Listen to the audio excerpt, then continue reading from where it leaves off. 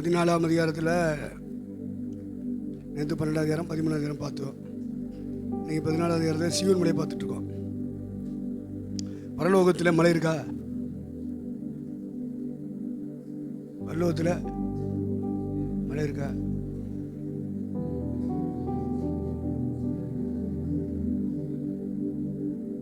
மலை இருக்கா இல்லையா? ஆனால் இல்லை. அப்படியா? பரலோகத்தில் ஒரு இடம் சியோன். சியோன் சியோன் என்றால் பரலோகத்திலே தேவன் இருக்கும் இடம். அதை எழுதிக்கிறேன். சியோன் சியோன் என்றால் பரலோக சியோன். இதுக்கு பேர் என்னது? பரலோக சியோன், தேவன் இருக்கிற இடம். பரலோகத்திலே அது ஒரு உயர்ந்த இடம். இந்திய தேசத்தில் ஒரு டெல்லி இருக்கு பார்த்தீங்களா? தமிழகத்தில் ஒரு சென்னை இருக்கா? அது உயர்ந்த இடம். நாட்டின் நிர்வாகம் எல்லாம் செயல்படுத்துகிற இடம். டெல்லியில் இருந்துக்கிட்டு 140 கோடி மக்கள் என்ன பண்ணுறாங்க? நடத்துகிறாங்களா இல்லையா? அதனால டெல்லியில் அந்த பாராளுமன்றம் இருக்கு பாருங்க, ஜனாதிபதி மாளிகை, பாராளுமன்றம் போய் பார்த்துருக்கீங்களா? அதில் போய் பார்த்துருக்கீங்களா? பாராளுமன்றம் பார்த்தீங்களா? ஜனாதிபதி மாளிகை பார்த்தீங்களா? டெல்லி பார்த்தீங்களா?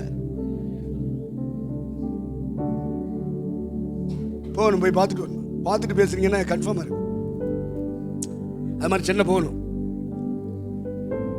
சென்னையில் சட்டமன்றம் பார்க்கணும், அமைச்சர் பெருமக்கள் தங்கி இருக்கிற அறைகளை பார்க்கணும், முதல்வர் உட்கார்ந்து இருக்கிற அறையை பார்க்கணும். போயிருக்கீங்களா? பார்த்துருக்கீங்களா? உள்ளே ஐயாவா? நான் போய் பார்த்துட்டு வந்தேன், விட்டாங்களே. நான் டெல்லிக்கும் போயிட்டு வந்தேன், சென்னைக்கும் போயிட்டு வந்தேன். ஆனால் போனது வந்ததும் தெரியாது. காற்று தனக்கான இஷ்டமான இடத்துக்கு வீசும். அது எங்கே இருந்து வருது, எங்கே போகுதுன்னு தெரியாது. அதுபோல் ஆவியினால் பிறந்தவன் இருக்கிறான். ஆவியினால் பிறந்தவன் போகணும், போய் பார்க்கணும். உட்காந்துட்டு வந்தேன்.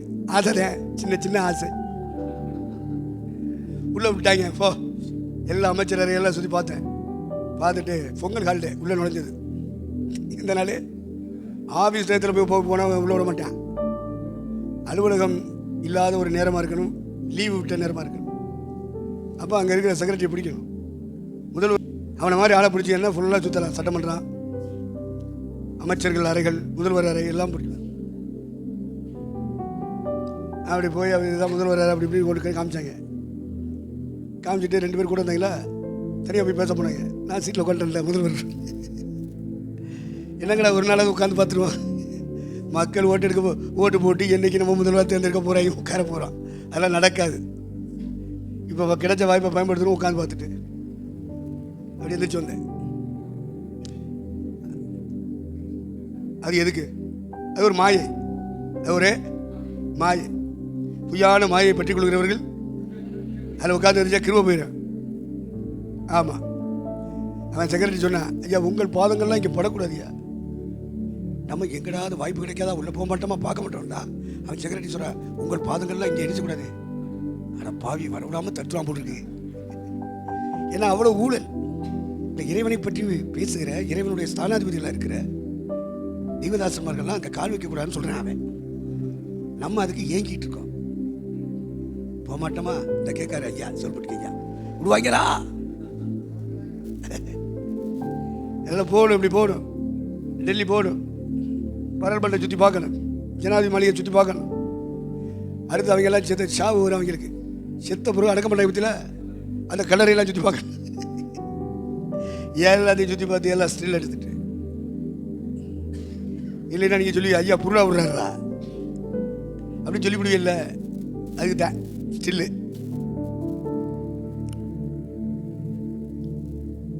அப்படி எல்லா இடமும் அப்படி பார்த்துட்டு வந்து சொன்னோம்னா அது கன்ஃபார்மாக இருக்கும். நான் விரும்பல, ஆனால் கர்த்தர் அந்த பாதையில் திறந்து என்னை கொண்டு வந்துட்டார். ரைட். சியோன் என்றால் தமிழகத்திலே ஒரு சென்னையில் சட்டமன்றம், முதல்வர் அறை இருப்பது போல், டெல்லியில் பாராளுமன்றம், ஜனாதிபதி மாளிகைகள் இருப்பது போல், சியோன் என்றால் அகிலாண்டத்தையும் படைத்த இறைவன் பரலோகத்திலே ஒரு இடத்தை தமக்காக தெரிந்து கொண்டார். அந்த இடத்திற்கு சீயோன் என்று பெயர்.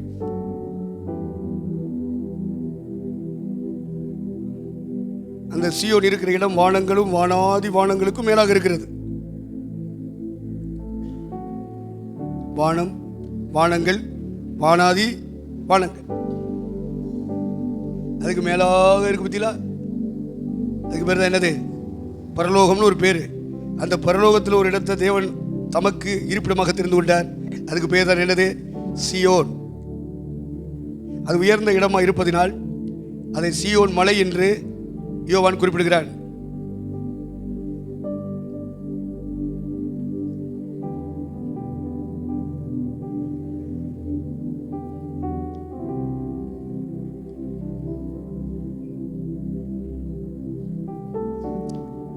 இது பரலோக சீயோன். இங்கே ஆட்டுக்குட்டியானவர் 1,44,000 பேரும் நிற்கின்ற ஒரு காட்சியை யோவான் கண்டான்.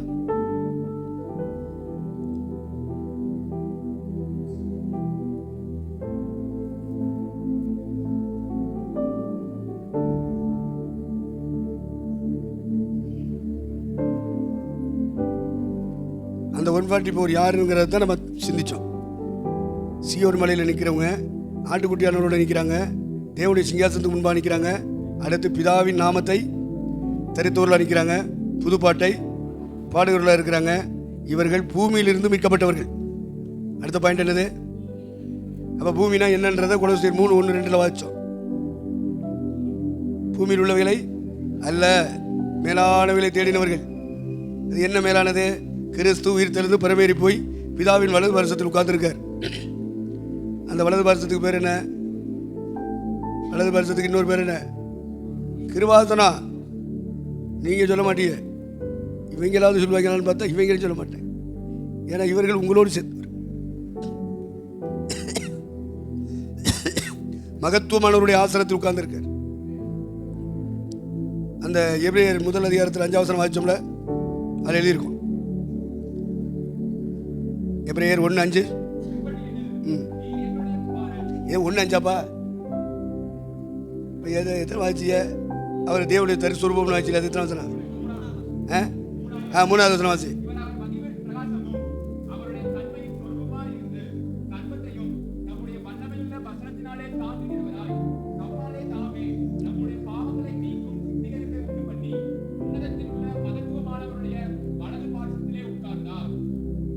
மகத்துவமானவருடைய வலது பாரிசத்தில் உட்கார்ந்தார். அவர் உட்கார்ந்த இடத்துக்கு பேரு வலது பாரிசம் என்று மட்டும் இல்லை, கிருபாசனம். அதை 7 ஆசனங்கள் தலைப்பில் சொல்லி உங்களை எழுத வச்சிருக்கேன். பிள்ளைகளுக்கு சொன்னது போல சொன்னேன். நீங்கள் மறந்து போனீர்களே. நீங்கள் எழுதியிருக்கு எபிரேயர் 12 நேரத்தில் 7 அவசரமா 8 அவசரமா? பிள்ளைகளுக்கு சொன்னது போல சொன்ன புத்திமதியை மறந்து போனீர்களே. எத்தனை அவசரம்? 6 அவசரம். அது எத்தனை அவசரப்பா?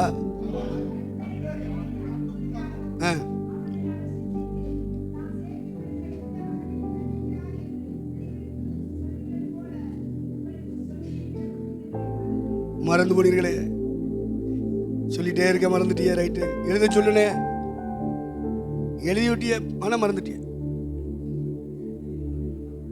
இல்லையா?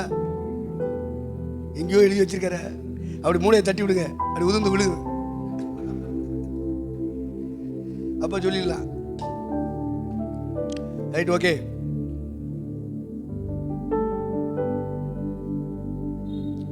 பூமியிலிருந்து மீட்கப்பட்டவர்கள்.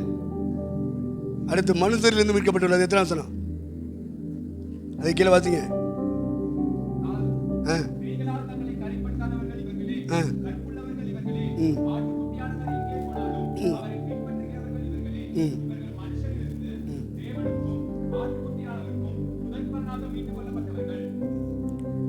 இப்போ இவங்க எதுலேருந்து மீட்கப்பட்டிருக்காங்க? முதல்ல எதுலேருந்து மீட்கப்பட்டாங்க? பூமியிலிருந்து. அப்போ பூமிக்குரிய ஆசாபாசங்கள், பற்றுதல், உலக மக்கள்கிட்ட என்னெல்லாம் பூமியில் பற்றுதல் இருக்குமோ, ஆசாபாசம் இருக்குமோ, அதுல இருந்தா விடுவிக்கப்பட்டவர்கள் தான் மீட்புன்னு சொல்றது. பூமியிலிருந்து மீட்பு. சீயோன் மலையில் இருக்கிற 1,54,000 பேருடைய தகுதிகளை நம்ம சிந்திக்கிறோம். அவர்கள் பூமியிலிருந்து மீட்கப்பட்டவர்கள். இப்ப பூமிக்குரிய பற்று பாசம்லாம் அவங்க இல்லாத ஒரு இடத்துக்கு தங்கள் வாழ்க்கையை கொண்டு வந்தவங்க. அடுத்து என்ன சொல்லியிருக்கு? உலகத்தில் இருந்தா மனுஷரில் இருந்து மீட்கப்பட்டவர்கள் இவர்களே. அப்ப மனுஷன்ல இருந்து மீட்கப்படும் என்ன சொல்லுங்க? ஆமா, மனுஷன் போற போக்குல போகக்கூடாது.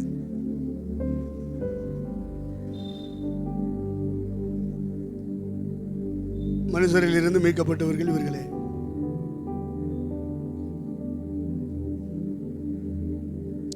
ஆட்டுக்குட்டியார் எங்கே போனாலும் அவரை பின்பற்றுகிறவர்கள் இவர்கள். என்ன அர்த்தம் சொல்லி தந்தல? ஒவ்வொரு வசனத்துக்கும் என்ன அர்த்தம்னு புரிஞ்சு படிக்கணும்.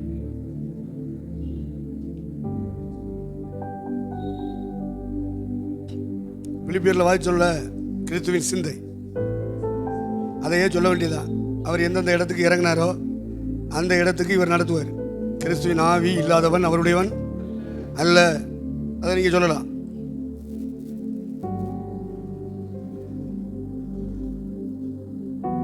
பரலோகத்தின் சகல மகிமை மேன்மை சிங்காசனம் எல்லாவற்றையும் துறந்தார் பத்திலா. அதான் ஆட்டுக்குட்டியானவர். அது மாதிரி நம்மளும் அதில் இருந்து விடுதலை ஆயிடணும். எதுக்கு அடிமையாயிடக்கூடாது.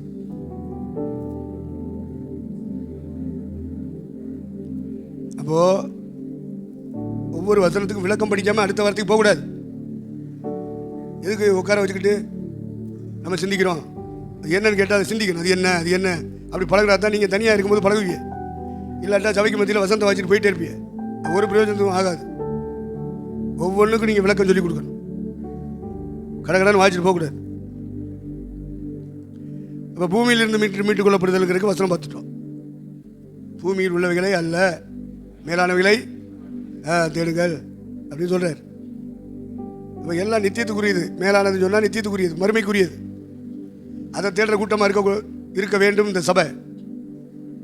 உலக மக்கள் தேடுறது போல தேடிட்டு கூடாது. ஏசுநாதர் சொன்னார், அஞ்ஞானிகள் இவைகளை நாடி தேடுகிறார்கள். அஞ்ஞானினா ரட்சிக்கப்படாதவன், உலகத்தில் வாழ்றவன். அப்போ பரலோகத்துக்காக வாழ்றவன் அதை தேடிட்டு இருக்கக்கூடாது அப்படிங்கிறார். இப்போ அஞ்ஞானிகள் வேற, மெய் ஞானிகள் வேற. நம்மளாம் மெய் ஞானிகள். அவங்க என்ன ஞானி? அஞ்ஞானி. இந்த உலகம் போகிற போக்கோட ஒத்து போகிற கூட்டம், அதில் இருந்து பிரிந்து வாழ்கிற கூட்டம் மெய் ஞானி. இவங்க ஆட்டுக்குட்டியானவர் போகிற பாதையில் போகிறவங்க. அவர் உலகத்தான் அல்ல. அவரால் நடத்தப்படுகிறவர்கள் கிறிஸ்தவர்கள் உலகத்தார்கள் அல்ல. நான் உலகத்தான் அல்ல, அது போல் நீங்கள் உலகத்தார் அல்ல. அந்த இடத்துக்கு வரணும். அதுக்கு தான் பரிசுத்தாவி. சும்மா கையை தட்டி போகிறதுக்கு இல்லை. பரிசுத்தாவி பெற்றவர்கள் என்பதை உலக மக்களுக்கு விளங்க பண்ணணும். இப்போ பூமியில் இருந்து மீட்பு. பூமிக்குரிய எந்த காரியத்திலும் பெற்றுதல் இல்லை.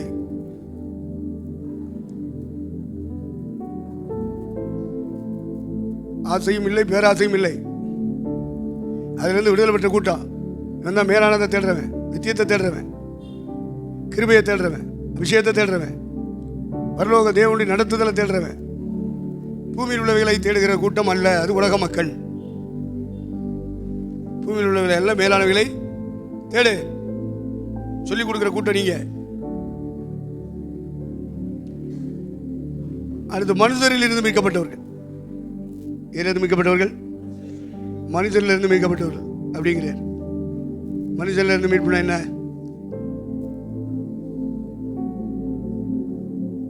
சொல்லுங்க, நீங்க என்ன பிரசவம் பண்றீங்க? இதெல்லாம் யார்? ஏதோ ஒரு வசனம் அந்த நேரத்தில் ஞாயிற்றுக்கிழமை தேடுவான். அது வந்துச்சுன்னா அதை வச்சுக்கிட்டு அல்லேலூயா சோத்திரம் சொல்லிட்டு நிற்பான். அங்கே வரும், அவ்வளோதான். இதெல்லாம் யார் சொல்லுவா? மனுஷரிலிருந்து மீட்கப்படணும், பூமியிலிருந்து மீட்கப்படணும் அப்படின்னு சொல்லி யார் சொல்லுவா? அப்படியே நம்ம வளர்ந்துட்டோம், அப்படியே வாழ்ந்துட்டோம். கொஞ்சம் டேர்னிங் ஆகணும். கொஞ்சம் ஆவிக்குரிய பாதையில் நடக்க ஸ்டெப் எடுத்து வைக்கணும். முதல் ஸ்டெப்பை நாம் எடுத்து வச்சுட்டோன்னு வைங்க, ரெண்டாவது ஸ்டெப்பை கத்தர் அற்புதமாக தூக்கி வச்சுருவார். கடினமாகவே இருக்காது. இந்த பாதை கடினமாகவே இருக்காது. என் சுமை லெகுவாக இருக்கும் தான் ஜீசஸ் சொல்லியிருக்கார். நான் நடத்துகிற பாதை பாரமாக இருக்காது.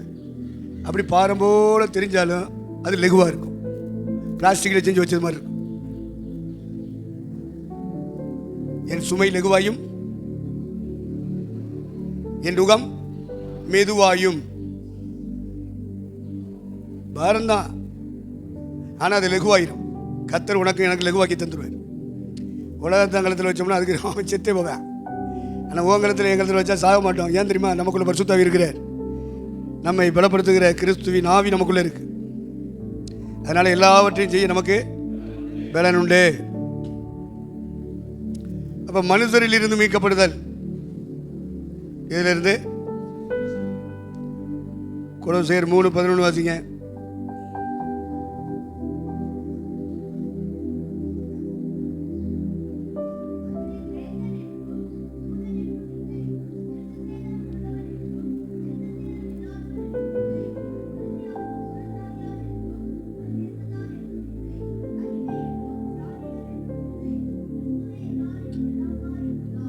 அப்போ இந்த மனுஷர்களில் இருந்து விடுதலை ஆகிறது. மனுஷரிலிருந்து தேவனுக்கும் ஆட்டுக்குட்டியானவருக்கும் முதற் பலனாக மீட்டு கொள்ளப்பட்டவர்கள் இந்த 1,44,000 பேருக்கு தகுதி.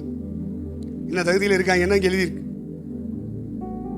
அடுத்து 1 கொரிந்தியர் 12:13 வாசிங்க.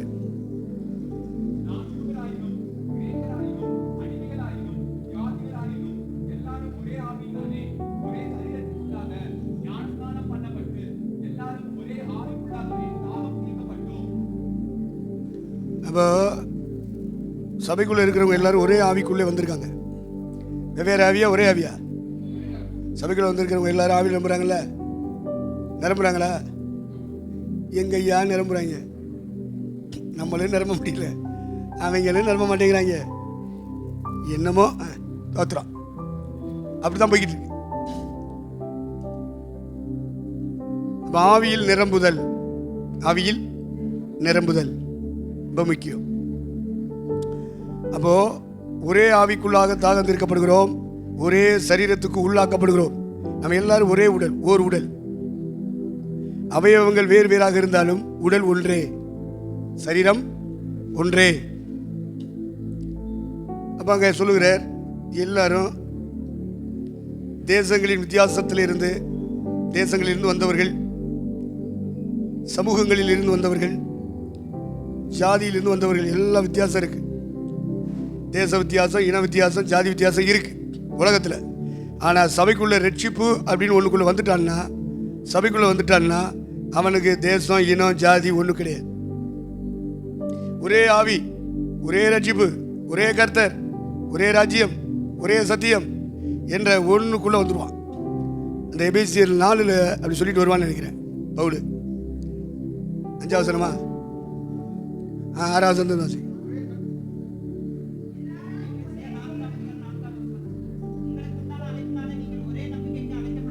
நம்பிக்கை ஒன்று. சபைக்குள்ள வந்திருக்க அத்தனை பேருக்கு நம்பிக்கை ஒன்று. அடுத்து ஒரே சரீரம்னா சபை ஐக்கியம் ஒன்று, ஒரே சபை. அடுத்து எல்லாரும் ஒரே ஆவியில தான் நிரம்புவான். வேற வேற ஆவி கிடையாது. ஆவி ஒன்று, நம்பிக்கை ஒன்று, ஐக்கியம் ஒன்று. அடுத்து ஒரே கர்த்தர், கர்த்தர் ஒன்று தான். அடுத்து விசுவாசமும் ஒன்று தான், வெவ்வேறு விசுவாசம் கிடையாது. அடுத்து ஞானத்தான ஒரே ஞானத்தானத்தை, வேற வேற ஞானத்தான் கிடையாது. அப்புறம் எல்லாருக்கும் ஒரே பிதா, ஒரே தேவன். அடுத்து எல்லாம் ஒரே ஒரே ஒரே ஒரேன்னு சொல்லிட்டு பத்தியா? இதில் என்ன வித்தியாசம் காட்டுவ? உலகத்தில் வாழும்போது வேற ஜாதி, வேற இனம், வேற தேசம். அப்போ அமெரிக்காவிலேருந்து வந்தாலும் சரி, ஆப்பிரிக்காவிலேருந்து வந்தாலும் சரி, ஐரோப்பாவிலேருந்து வந்தாலும் சரி, ஆசியாவிலேருந்து வந்தாலும் சரி, ஆஸ்திரேலியாவிலேருந்து வந்தாலும் சரி, அண்டார்டிகிலேருந்து வந்த எந்த கண்டத்தில் இருந்து வந்தாலும் சரி, ரட்சிப்பு ஒன்று தான். ஞானதானம், அபிஷேகம், அந்நிய பாஷை, கர்த்தருக்கு ஸ்தோத்திரம். சபை ஐக்கியம், கர்த்தர், ஆவி, பிதா. அப்போ எல்லா மக்களும் சபைக்குள்ள வந்துட்டா ஒன்று. அப்போ வெளியில் வாழும்போது அவன் வேற ஜாதி, அவன் வேற தேசம், அவன் வேற மொழி, அவன் வேற எண்ணம் இப்படி பிரிஞ்சு கிடப்பான் உலகத்தில். சபைக்குள்ளே வந்துட்டா எல்லாமே எடுதான் ஒன்று. தேவன் ஒருவரானால் சபையும் ஒன்று தான். சபையும் ஒன்று தான், ஒரே சபை. அதான் ஒரே சரீரம் ஒரே சரீரம்னு சொல்லியிருக்கோம். நாம் யூதனாயினும் கிரேக்கனாயினும் புறஜாதினாலும் புறதேசத்தனாயினும் நம்ம எல்லாரும் கிறிஸ்துக்குள் ஒன்றாயிருக்கிறோம். இப்படிப்பட்ட விசுவாசத்தில் கட்டப்படணும். ஒரே விசுவாசம் ஒரே நம்பிக்கை, ஒரே விசுவாசம் ஒரே நம்பிக்கை. இந்த ஒரு நம்பிக்கைக்குள்ள சபைக்குள்ள இருக்கிற அத்தனை பேர் வரணும். அவன் வரலைன்னா இன்னும் மனுஷரில் இருந்து மீட்கப்படலைன்னு அர்த்தம். மனுஷரிலிருந்து மீட்கப்படலை. பாவ தண்டனையிலிருந்து மீட்கப்பட்டிருக்கான், பாவத்திலிருந்து மீட்கப்பட்டிருக்கான். பாவ சுபாவம் சிலுவையில் அறியப்பட்டது என்று விசுவாசித்து அறிக்கையிடும் போது அவனுக்கு பாவ சுபாவத்திலிருந்து மீட்பு. இப்படி பாவத்திலிருந்து பாவ தண்டனையிலிருந்து பாவ சுபாவத்திலிருந்து மீட்கப்பட்டவர்கள் பூமியிலிருந்து மீட்கப்படணும், மனுஷரில் இருந்து மீட்கப்படணும். இப்படி மீட்புகள் இருக்கு வரிசையா. பாவ தண்டனையிலிருந்து மட்டும் மீட்கப்பட்டிருந்தா போயிட முடியுமா? வரைய போக முடியாது. மீட்பு இருக்குல்ல, ஆட்டுக்குடி ரத்தத்தினால் வருகிற மீட்பு பாவ தண்டனையிலிருந்து மீட்பு.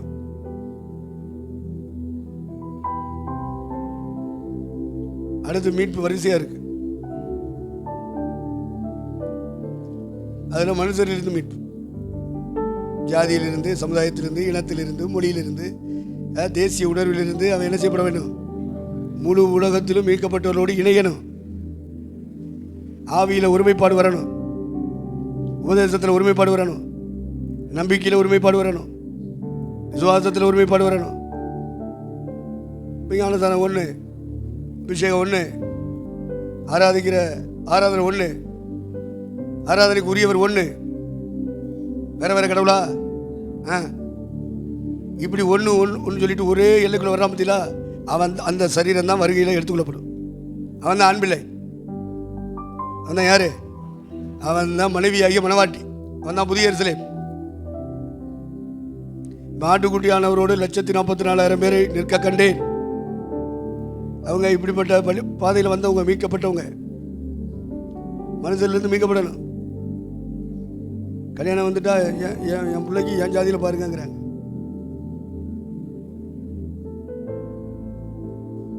அப்போ எப்படி அவங்க என்ன மீட்பு? மனுஷன்லேருந்து இன்னும் அவங்க என்ன செய்யல, மீட்கப்படலை. அவங்க செத்தா அங்கே வரமாட்டாங்க. ஜாதியிலேருந்து மீட்பு இல்லையா? அதான் மனுஷன்லேருந்து மீட்பு. மனுஷன் ஜாதி பார்ப்பான், மனுஷன் சொந்த பந்தம் பார்ப்பான். சொந்த ரத்த உறவியா அப்படிமா? சரி, அவங்களாம் பார்க்கட்டும். மனுஷன்லேருந்து மீட்கப்பட்டவர்கள் சொன்னால் இதில் இருந்தெல்லாம் அவன் விடுதலையாக இருப்பான். அவன் தான் யாரு?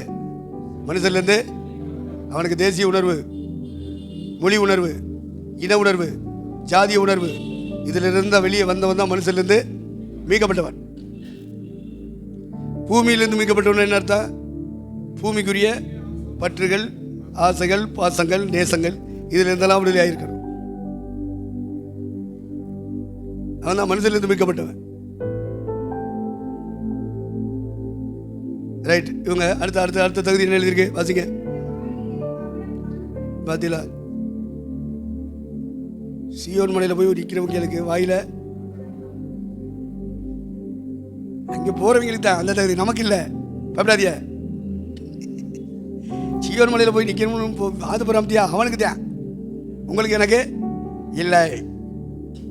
அங்கே போய் நிற்க போறவன் தகுதி இப்படி, இந்த தகுதி அவனுக்கு இருக்கும். வாயில என்ன செய்யப்படவில்லை? கபடம்னா என்ன? வசனம் வாசிட்டீங்க, இப்போ அர்த்தம் சொல்லுங்க. உள்ள ஒன்று வச்சுக்கிட்டு அது பேர் கபடமா? ஆமா சொல்லி இல்லைன்னு சொல்லு. அதுவும் சொல்லலைன்னா என்ன செய்ய?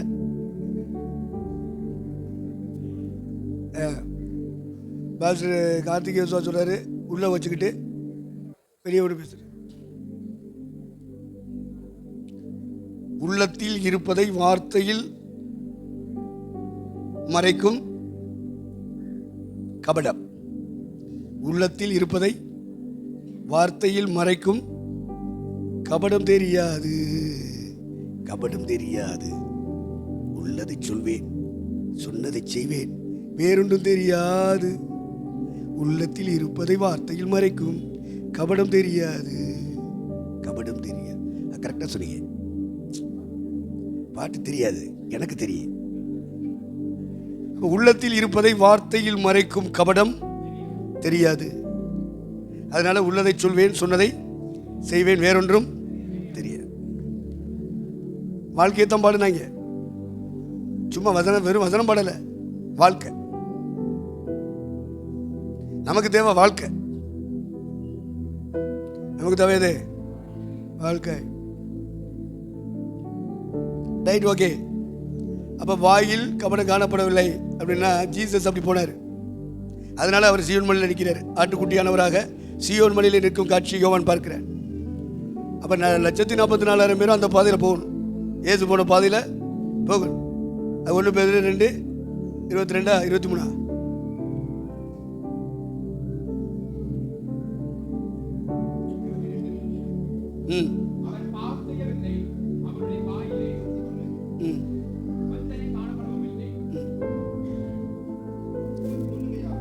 எத்தனையோ வாசி எனக்கு.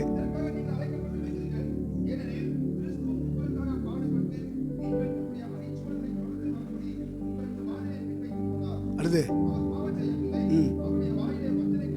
அது எத்தனாவது வசனம்? 22:22 1 பேதுரு. அவருடைய வாயில் வஞ்சனையை தான் கபடம் சொல்றது. உள்ள இருக்கிறத வார்த்தையில் என்ன செய்யறது? மறைக்கிறது. அதெல்லாம் பரலம் போறவங்களுக்கு, சீயோன் மலைக்கு போறவங்களுக்கு தான். நமக்கு இல்லைன்னு அதான் சொன்னேன். தூங்குறேன் சொல்றேன், ஐயா தூங்குறீங்களா அல்லது அருள் ஒழுங்கா எழுதுறாரா எழுதுறான்னு கண்காணிக்கலான்னு கேட்டேன். ஆனால் சொன்னார், நான் கண்காணித்தேன். அப்படி எழுதுறாரா ஒழுங்கா எழுதுறாரான்னு பார்த்துக்கிறேன். உங்களுக்கு டூட்டி அதுவா? தோத்திரம். படம் ஓடிட்டு இருக்கும்போது இடையில காமெடியை விடுவான், அப்போதான் படம் நல்லா இருக்கும். அந்த மாதிரி ஒரு டேஸ்ட் உண்டாக்கணுமே தான் ஐயா அப்படி செஞ்சது. ஆமாம், சும்மா எப்போ பார்த்தாலும் ஐயா பேசிக்கிட்டு திட்டிகிட்டே இருக்காரு, இடையில ஒரு காமெடி பண்ணி விட்டுருவோம். அப்போ படம் சீன் நல்லா இருக்கும் பற்றியில். அப்போ அவருடைய வாயில் வஞ்சனை காணப்படவும் இல்லை. அவர் சீயோன் மலையில் நிற்கிறார், ஆட்டுக்குட்டியானவர். இப்போ வஞ்சனை என்பதும் கபடம் என்பதும் என்ன? உள்ளத்தில் இருப்பதை வார்த்தையில் செயலில் மறைப்பது. வார்த்தையில் மட்டுமல்ல, செயலிலும் மறைப்பது. அடுத்த வார்த்தை வாசிங்க. அப்ப மாசு என்ன? மாசுனா என்ன சொல்லுங்க? மாசுனா உங்க நீங்க கொடுக்குற விளக்கம் என்ன? தேவனுடைய சிங்காசனத்துக்கு முன்பாக மாசு இல்லாதவர்கள். எங்க ஐயா சொல்லுவார், இந்த வார்த்தையின்படி எவையா இருக்க முடியும்? மாசுனா தூசி, இந்த காத்துல பறந்து வருதுல, கண்ணுக்கே தெரியாத. அது மாதிரி பெர்ஃபெக்டா கம்ப்ளீட்டா இருக்க போறவ யாரு? இவங்க தானே இங்க வருவாங்க. நம்ம பங்காளி வந்து நம்மகிட்ட சண்டை போடுறாங்க, நீங்க எல்லாம் வரமாட்டீங்க, நாங்க தான் போகணும். அங்கே வரமாட்டாங்க, அங்கே சண்டை வராது. அதனால் இங்கேயே போட்டுக்கிறாங்க சண்டையை. நீங்க எல்லாம் வரமாட்டீங்க, இல்லை நாங்கள் வருவோம், இல்லை வர முடியாது, வந்தா என்ன செய்வியா? பிடிச்சி தள்ளிடுவோம். சரி, நாங்கள் உள்ளே வரல, வெளியில் வாசலில் நிற்கலாமான்னு கேட்குறாரு எங்கள் ஐயா கிறிஸ்டியன். வாசலில் நிற்கல, ரைட் போங்க, புழைச்சி போங்க அப்படின்றான். எடுத்துக்கிட்டு சாத்திரம் போல இருக்குமா இல்லையா? எங்கள் ஐயா அப்படி அமைதியாக வந்துட்டார். சீப்பிங்கிறேன், நமக்கு கிருபாசனம் தொடங்கியாச்சு, ஒரு வாடகை விட்டு பிடிச்சி நடந்துக்கிட்டு இருக்கு. ராமநாதபுரத்தில் வேறு எங்கேயும் ஆரம்பிக்க கூடாது. நேர வாசலுக்கு நேராக எதிர்த்தாப்புல ரோடு போகுது, அடுத்த லைனில் அவன் போய் எடுத்து அங்கே கூட்டடிக்கலாம். எங்கள் ஐயா கிருஷ்ணனே வந்துட்டார். பாட்டு நம்ம சபையில் ஆரம்பிச்சாச்சு கிருபாசனத்தில். இதுவும் வாடகை விடு தான், அதுவும் வாடகை விடு தான். அவன் பின்னாடி வந்தவன். முந்தா நாள் பேஞ்ச மலையில் நேற்று முளைச்ச காலா அப்படி தான் நம்ம சொல்லுவான். எங்கள் ஐயா வந்துட்டார். ஐயாவுக்கு இப்படி இதெல்லாம் தெரியாது. எதிர்த்தாப்புல ஜிபிக்காரன் வந்திருக்காங்க, ஒளி ஆரம்பிச்சிருக்காங்க. கொட்டை அடிச்சாச்சு, பாட்டு பாடி ஓடிக்கிட்டு இருக்கு. அடிப்பாங்களா? சோத்திராம் ஏசுநாதான்னு அடிப்பாங்க. இங்கே அடித்த அதே நேரம் அங்கேயும் ஒரு எதிர்த்தாப்புல சத்தம் கேட்குது. இவருக்கு முதல்ல ஒன்றும் தெரியல. கொஞ்சம் ஒரு பாட்டு முடிஞ்ச உடனே கேட்டார், அது என்ன இன்னொரு சத்தம்? ஐயா அங்கே ஊழியம், அங்கே ஒரு ஆராதனை நடக்குதுயா. ஆராதனை நடக்குதா? இந்த ஏதோ வீட்லையா? ஆமையா. விளக்கமாக சொல்லுங்க. சிபிஎம் சபை ஆரம்பிச்சிருக்காங்க ஐயா, சிபிஎம் ஊழியம். அப்படியா? எல்லாரும் எந்திரி, எல்லாரும் வா. தலைமலையை ஏத்தோடு கூட்டிட்டு போயிட்டார். எல்லாரும் போய் உட்காந்தாச்சு. அங்கே உள்ள ஊழியக்காரருக்கு பெரிய சந்தோஷம், கத்த நிறைய ஆத்மக்களை கொண்டாந்துட்டார். இதெல்லாம் துவங்கின காலத்தில், கிருபாசனம் சிபிஎம் துவங்கின காலத்தில் நடந்த ஒரு மிகப்பெரிய நாடகம். அப்போ சிவகங்கை மாவட்டம், விருதுநகர் மாவட்டம்லாம் பிரிக்கப்படலை. பிரிக்கப்படாத காலத்தில் ஒன்றாக ராமநாதபுரம் இருந்த காலகட்டத்தில் ஊழியங்கள் துவக்கப்பட்டது. போயாச்சு, உட்காந்து ஆராதனை நடக்குது. ஆராதனை நடந்தால் அவங்க பாட்டு போடுறாங்க, அடுத்து பிரசவம் பண்ணாங்க, முடிஞ்சு. கூட்டம் முடிஞ்ச உடனே ஐயா கிருஷ்ணன் கேட்டு, ஏன்னா இங்கே ஒரு ஊழியம் இருக்குது, இங்கே நடத்திட்டு இருக்காங்க. நேரி எதிர்த்த வாசல், இடையில ரோடு தான் இருக்குது, வண்டி போய்கிட்டு வந்துக்கிட்டு இருக்கு. அடுத்த பகுதியில் அவங்க அந்த லைன் இப்படி ஆரம்பிச்சிருக்கலாம். நாங்கள் போகிற இடத்துக்கு நீங்கள் வரமாட்டீங்க. நாங்கள் போகிற இடத்துக்கு எந்த இடத்துக்கு போறிய? நாங்கள் மனவாட்டி, நாங்கள் புதிய சிலை, நாங்கள் சீவன் போகிறோம். சரி போங்க, நீங்கள் வரமாட்டியா, அதனால தான் நாங்கள் இங்கே ஆரம்பிச்சிருக்கோம். சீவனுக்கு நீங்கள் வரமாட்டியா, அதனால நாங்கள் இங்கே ஆரம்பிச்சிருக்கோம். அப்போ நாங்கள் வந்தால் விட மாட்டோம். சரி, அந்த புதிய சிலை அந்த வாசலில் நிற்க அனுமதிப்பீங்களா? வாசல் இல்லையா? ரொம்ப யோசிச்சு, அப்பா அப்படி சுத்து மாதிரி ரொம்ப யோசிச்சு சொல்கிறேன். சரி, வாசலில் வேணா இருந்துக்கிறீங்க. சரி, நாங்கள் வாசலில் வந்து உட்காந்துக்கிறோம், என்ன இப்போ நாங்கள் போகிறோம்னு சொல்லிட்டு எங்களை கூப்பிட்டு வந்துட்டார். இதெல்லாம் துவக்க காலத்தில் நடந்த நிகழ்வுகள். அப்போ எங்கய்யா தாசியா பிரசங்கியார் சொன்னார், தேவனுடைய சிங்காசனத்துக்கு முன்பாக மாசு இல்லாதவர்கள் எழுதியிருக்க, அந்த இடத்தை அடைய முடியுமா? நம்ம கண்ணுக்கே தெரியாத தூசி வந்து நம்ம சட்டையில் உட்கார்றது. ஒரு தடவை அப்படி வெளியே போயிட்டு வாங்க, கலட்டும் போது அழுக்கா இருக்கும். அவ்வளவு காற்றில் மாசுகள் படர்ந்து வந்து நம்ம சட்டையில் நினச்சி உட்காரு, மூஞ்சிலாம் ஒட்டு. நம்ம அதனால தான் மூஞ்சி கழுவிட்டு வீட்டுக்குள்ளே வாங்கடான்னு சொல்கிறது. காலை கழுவிட்டு வாங்கடா, மூஞ்சி கழுவிட்டு வாங்கடான்னு வீட்டில் உள்ளவங்க திட்டுறாங்கல்ல. நம்ம மூஞ்சி கழுவிட்டா போகிறோம், காலை கழுவிட்டா போவோம். அதெல்லாம் கதை, கேட்டுக்கிற வேண்டியதான், கைகொள்ள மாட்டான். மாசு வாயிலே கவனம் காணப்படவில்லை. தேவனுடைய சிங்காசனத்துக்கு முன்பாக மாசு இல்லாதவர்களாக இருக்கிறார்கள். தேவனுடைய சிங்காசனத்துக்கு முன்பாக மாசு இல்லாதவர்களாக இருக்கு. இதில் இவங்க என்ன எழுதியிருக்காங்க? யோவான் 8:46, லூக்கா 23:4, யோவான் 14:30,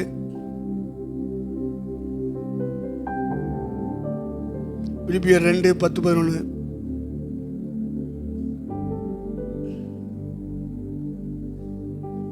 இதெல்லாம் குற்றம் சாட்டப்படாத ஒரு வாழ்க்கை.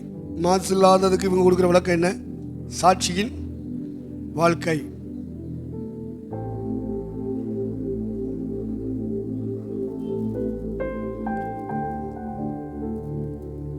இப்போ ஆண்டவர் இயேசுவை பற்றி சாட்சி விட்டான் இல்லையா? பிலாத்து சொன்னான் இவர் நீதிமான் சொன்னான். யூதாசு சொன்னான் குற்றமில்லாத ரத்தம் காட்டி கொடுத்துட்டேன், குற்றம். சாசு சொன்னா நீர் தேவனுடைய பரிசுத்தர். மிஸ்ஸஸ் பிலாத்து சொன்னா நான் சொப்பனத்தில் ஒரு பார்த்தேன், ஒரு நீதிமான் என்று சொன்னேன். ஏசுனாரே சொன்னாரு, என்னில் பாவம் உண்டு என்று உங்களில். இந்த மாதிரி ஒரு சாட்சி சுற்றி வாழ்கிறவங்க மத்தியில் ஒரு சாட்சி வாங்கணும் அப்படின்ற மாதிரி இந்த புத்தக ஆசிரியர் எழுதியிருக்காரு. அதான் மாசு இல்லாத வாழ்க்கை அப்படின்னு சொல்றாரு. யாக்கோபு என்ன சொல்றான்? யாக்கோபு 1:26-27 வாசிங்க. கேற்ற பிள்ளைகளும் விதவைகளும் படுகிற உபத்திரவத்திலே அவர்களை விசாரிக்கிறதும் உலகத்தால் கரைபடாதபடிக்கு தன்னை காத்துக்கொள்வதுமே பிதாவாகிய தேவனுக்கு முன்பாக மாசில்லா சுத்தமான பக்தியாக இருக்கிறது. அப்ப மாசு இல்லாத ஒரு வாழ்க்கை. யாக்கோபு சொல்றான், மற்ற வேத வசனங்கள் சொல்லுது சாட்சியின் வாழ்க்கை என்று சொல்லுது. அப்படி சொல்றான், மாசு இல்லாத ஒரு வாழ்க்கை இதுதான் அப்படிங்கிறான். வேற நீங்க ஏதாவது கண்டுபிடிச்சீங்கன்னா சொல்லுங்க. யூதா யூதா 23 வாசிங்க.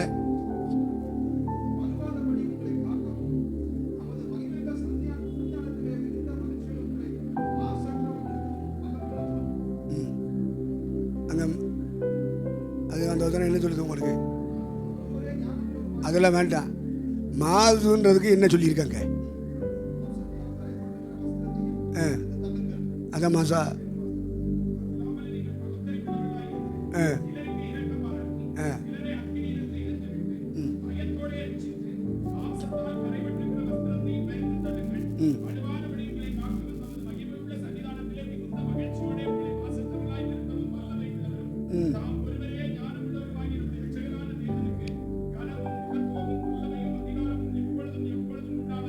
சரி, மாசுங்கிறதுக்கு அந்த யூதா நிருபத்திலிருந்து என்ன எடுக்கிறீங்க?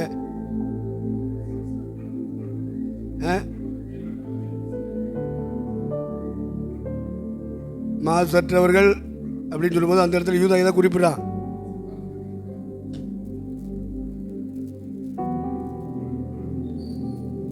அப்ப மாம்சத்தில் கரை அப்படின்னு சொல்றாரு. அந்த கரை நீங்கி சுத்திகரிக்கப்பட்ட அது ஒரு மாசற்ற வாழ்க்கை.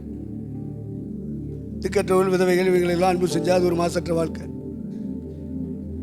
சுற்றி வாழ்கிற மனிதர்கள் ஏசுனார் சாட்சி வாங்கினது போல சாசிட்ட சாட்சி, பிளாத்திட்ட சாட்சி, பிளாத்து மனைவிட்ட சாட்சி, காட்டி கொடுத்த யூதாஸ் மூலமாக சாட்சி. இப்படி சுற்றி இருக்க அவர் பாவம் செய்யவில்லை, அவருக்குள் பாவம் இல்லை, இப்படிலாம் அப்போ சொல்ல மாதிரி என்ன செஞ்சாங்க? சாட்சி கொடுத்தாங்க. இப்படி சுற்றி இருக்கிறவங்க மத்தியில் சாட்சி. இப்படிப்பட்டதெல்லாம் மாசு இல்லாத ஒரு வாழ்க்கை அப்படின்னு வேதம் சொல்லுது. அதெல்லாம் குறித்து கொள்ளுங்கள். அதுக்கு மேலே ஆவியானவங்களுக்கு என்ன தர்றாரோ அதையும் சேர்த்துக்கொள்ளுங்கள். அப்புறம் ஐயா அவரு கேட்டார், பவுல் ஐயா ஒன்று கேட்டார், என்னையா கேட்டியா? வாசிங்க, வாசிக்கணும் பைபிளை தூக்கி. அதான் கேட்டாரா?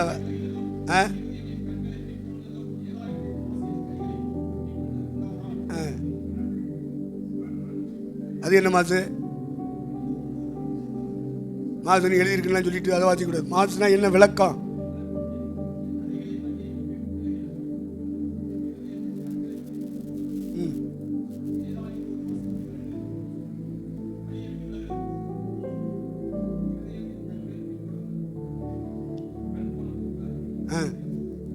போனா அது மாசு. அப்படி எத்தனாதியாரா?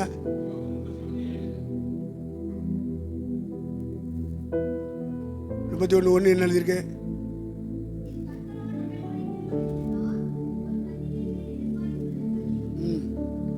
அப்போ இது ஒரு மாசு. அதுதான் கீழே சொல்லியிருக்கு.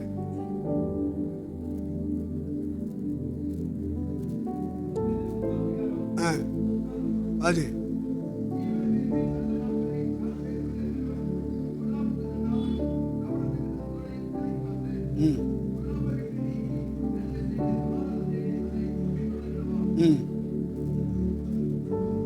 சரி, தேவைப்பட்டு அதே எழுதிக்கிறீங்க.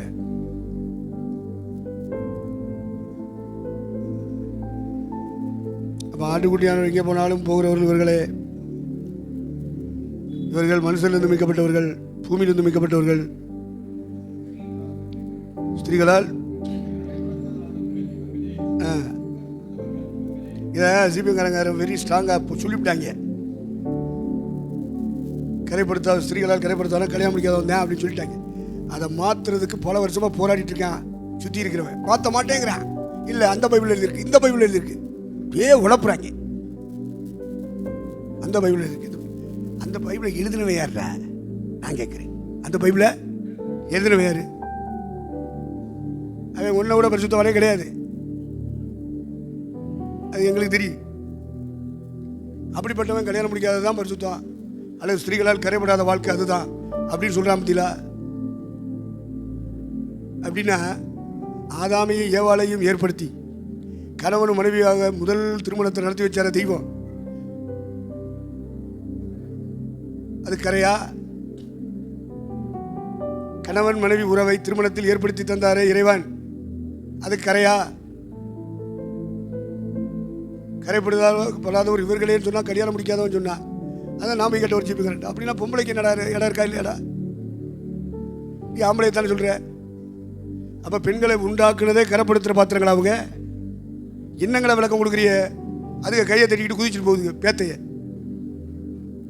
நான் போய் கேட்டுக்கிட்டு இருக்கேன். மதுரை காப்பி உண்டாருது ராம்நாடு சிபிஎம். அது கிட்டத்தட்ட 30 வருஷத்துக்கு முன்னாடி உள்ள சொல்கிறேன். அப்போ பெண்களுக்கு நீங்கள் சொல்கிற பார்த்தா பெண்களுக்கு இடமில்லாத மாதிரிலாம் தெரியுது. நீங்கள் விளக்கம் கொடுக்கறது மதுரை அப்புறம் காப்பி தராது. டேய், காப்பி குடிக்கிறக்கு இங்கே வந்து கேட்டுக்கிட்டு இருக்கேன். கிறுக்கு போயிடுது. சிப்பாவையும் போட்டிக்கிட்டு முடிய மொட்டையாக வெட்டிக்கிட்டு என்ன விளக்கம் கொடுக்குறாங்க? என்ன கையை தட்டி குதிச்சுட்டு போகுது ஜனங்கள். பேதமையான ஜனங்கள், சிந்திக்கிற ஜனங்கள் இல்லை. அப்ப ஸ்திரீகளால் கரைப்படாதவர்கள் கல்யாணம் முடிக்காதவங்கன்னு சொன்னீங்கன்னா மாமலை மட்டும்தான் வருவானான்னு கேட்டேன். அதுக்கப்புறம் அப்படியே அழைச்சி போய் அப்போ அதுக்கு என்னடா எழுதலாம், அதுக்கு என்னடா பேசலாம் அப்படின்னு ஒன்று. கற்புள்ளவர்கள் இவர்களே அப்படின்னு சொல்கிறோம்ல, அது பொம்பளை பற்றி சொல்லியிருக்கு. அப்போ ஆம்பளை கற்பு வேண்டாமா? என்னங்கடா பேசுறிய? நான் இதெல்லாம் அந்த காலத்தில் சண்டையை போட்டு முடிச்சுட்டு வந்துட்டேன். நீங்கள் இனிமேல் முடிஞ்சா சண்டை போட்டுக்கிறீங்க.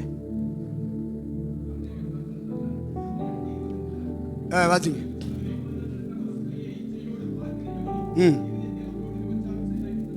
ஆமாம், இது கரை கிடையாதா இல்லையான்னு நீங்கள் தான் சொல்லணும். நீங்கள் தானே சொல்றீங்க. இப்போ சொல்லிட்டாங்க. அப்போ கேட்டுவாங்க.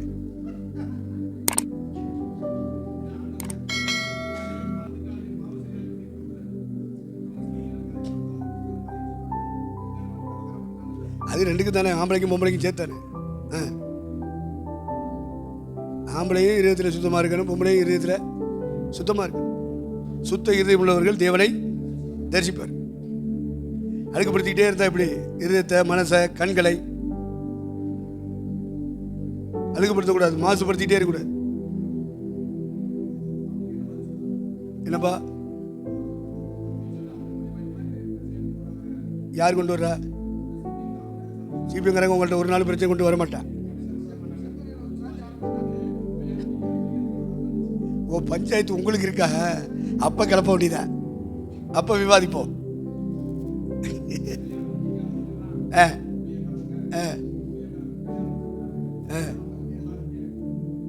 கல்யாணம் முடிச்சா என்ன பிரச்சனை அவனுக்கு? நம்மளுக்கு கல்யாணம் முடிக்கலையே, நம்மளால முடியலையே அப்படிங்கிற பொறாமையா? இப்படிதான் திருவாடனையில் ஒன்று வந்துச்சு. இவர் கல்யாணம் முடித்தவர் 5-6 குடும்பத்தை சந்தித்து ஆண்டவருடைய ரட்சிப்புகளை கொண்டு வந்துட்டுருக்கார். இப்படி அவங்க வந்து இப்போ தான் புதுசாக சபை ஆரம்பிக்குது. இந்த குடும்பங்களில் தேவகோட்டையிலேருந்து திருவாடனைக்கு வர்றாங்க.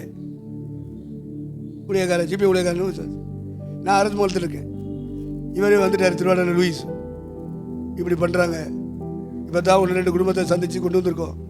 கல்யாணம் முடிக்காதவங்கள்ட்ட தான் பிரசங்கம் கேட்கணும் அப்படின்னு சொல்லி கலக்குறாங்க. எனக்கு ஒன்றும் தெரியலையே அப்படின்னாரு. உடனே நான் சொன்னேன், நீ போ, பின்னாடி வாரேன். எந்தெந்த குடும்பத்தை கலக்கி விட்டுருக்கானோ அந்த குடும்பத்துக்கு என்ன கூட்டிட்டு போ. நான் போய் உட்காந்தேன். ஒவ்வொரு வீடா சந்திச்சு, வீடு சந்திப்பு ஊழியம் சந்திச்சு வசனங்களை எடுத்து காமிக்க ஆரம்பிச்சேன். அவங்க மனநிலைகள் ஒரு ஸ்டடிக்கு வருது. அதுக்கப்புறம் இப்படி ஒரு வீடாக சந்தித்து வசனங்களை காமிச்சு அவங்க மனசை ஒழுங்குபடுத்தி ஸ்திரப்படுத்துகிற பிறகு அதுக்கப்புறம் அவங்க வந்திருக்காங்க. அவங்க இந்த வசனத்தில் எடுத்து காமிச்சோன்னே அப்புறம் வரவே இல்லை. ஐயா இப்படியெல்லாம் ஒரு வசனம் இருக்குது, இதுக்கு என்ன அர்த்தம் அப்படின்னு கேட்டோன்னே ஓடிப்பிட்டாங்க. எல்லா பயிலுக்கும் ஜிபிஎம் எடுக்கிறவனுக்கு அர்த்தம் தெரியாது, வசனத்துக்கு விளக்கம் தெரியாது. அவங்க முன்னாடி போன பரிசுத்தவான்கள் இருக்காங்கல்ல, பிதாக்கள், அவங்க என்ன சொல்லி கொடுத்தாங்களோ, அவங்க என்ன புத்தகத்தை எழுதி கொடுத்தாங்களோ அதைத்தான் வச்சுருக்காங்க. இவங்க சொந்தமாக சிந்திக்கிறது கிடையாது, சுய சிந்தை கிடையாது. சரி, ஒருத்தர் 2 பேர் தான் அப்படி இருப்பேன், எல்லா சபையிலும் அப்படி தான் இருக்காங்க அப்படின்னா 3/4 பேர் அப்படி இருக்காங்க. சொந்தமாக சிந்திக்கிறதே கிடையாது பைபிளை. அதனால் உங்களுக்கு எந்த குடும்பங்கள் பிரச்சனைக்குள்ளே ஆகியிருக்காங்களோ என்னைய கூட்டிகிட்டு போங்க. அவன் எங்கே வந்து சந்திக்கிறான், அந்த சௌகரி மாதிரி ஃபுல் ஹேண்டு தானே, ஃபுல் ஹேண்டு. எங்கள் சிஸ்டர்ஸ் மாதிரிலாம் ஆஃப். கூட்டிகிட்டு போங்க. அந்த இடத்திலே ஊழி வைக்க விடாதபடி விரட்டி விட்டுருவேன். இங்கே வந்து பக்கத்தில் வீடு பார்த்தாங்க, தொடர்ந்து வருஷம் பார்த்தாங்க. முழங்கால நின்று நான் இங்கே இருக்கணும்னு அவன் இந்த ஏரியாலே வரக்கூடாது, அவன் வர்றதுக்கு நீர் அனுமதி கொடுத்துருந்தா என்னை இங்கேருந்து தூக்கிடும். இன்ன வரைக்கும் இவன் பக்கத்தில் வர முடியல. சுற்றி வந்தாங்க 2-3 வருஷம். அதுக்கப்புறம் தங்கச்சி கூட போயிட்டாங்க. இதெல்லாம் தெரியாது விசுவாசிகளுக்கு. என்ன தூக்கு, என் பக்கத்தில் ஒருத்தன் வர்றான்னா என்னைய தூக்கு, இல்லைன்னா அவனுக்கு அனுமதி கொடுக்கூடாது. இப்படி நீங்கள் கத்தட்ட பேசணும். பேசுவீர்களா? அந்த அளவுக்கு இருக்கணும்யா. முழங்காலுக்கு அவ்வளவு பவர் இருக்கணும். ஏனோ தான் இருக்கக்கூடாது. அதனால கூப்பிட்டு போங்க. எந்த விசுவாசி எந்த வசனத்தில் குழம்புறாங்க அந்த வசனத்தை குறிச்சுக்கிறீங்க. அவன் என்ன வசனம் சொல்லி அவங்களை குழப்புறான். கல்யாணம் முடிக்காதவங்க.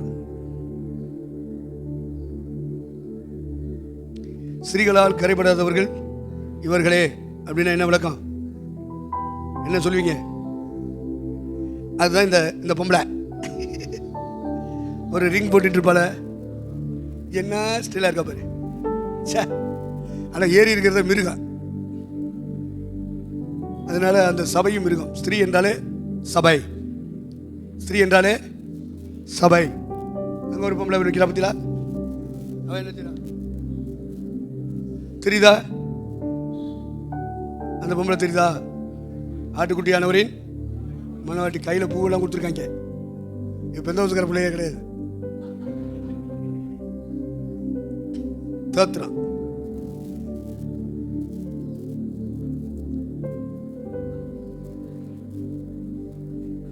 அப்போ ஸ்திரீ என்றால் ஒரு சபை, அதுவும் சபை. வேத புத்தகத்தில் சபைக்கு அடையாளப்படுத்துவது பெண்கள், ஸ்திரீகள். இந்த ஸ்திரீகளால் என்று சொல்லும்போது விழுந்து போன சபைகள் மூலமாய் வெளிப்படுகிற துருபதேசம், விழுந்து போன சபைகளின் வழியாக. இப்ப கத்தோலிக்க சபை விழுந்து போன சபை. அந்த வெளிப்படுத்தல் 18:1-2 வாசிங்க.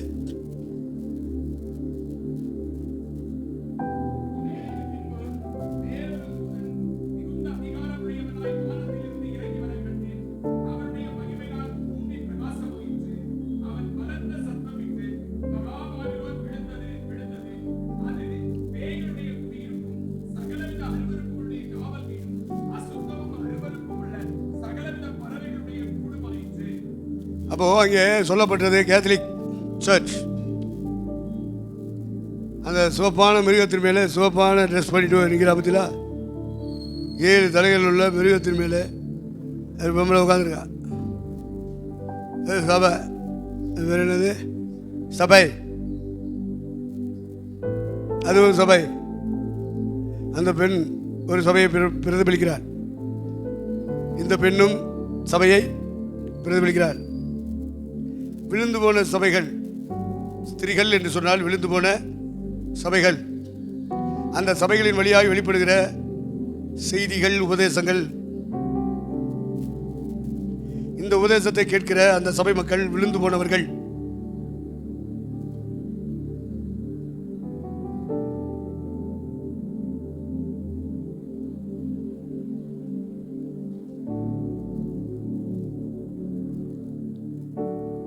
விழுந்து போன சபைகளால் இந்த கற்புள்ள சபை கிறிஸ்து என்னும் ஒரே புருஷனுக்கு ஒப்பு கொடுக்க தீர்மானிக்கப்பட்ட இந்த திருச்சபை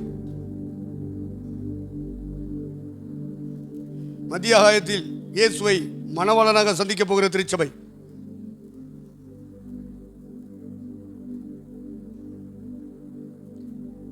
இந்த சபைகளுடைய உபதேசத்தை கேட்டு அந்த சபை மக்கள் கரைப்படுத்தக்கூட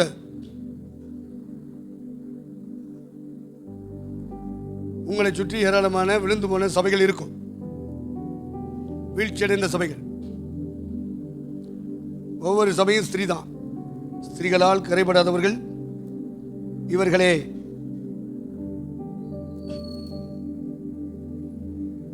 கல்யாணம் முடிக்காதவங்க அல்ல.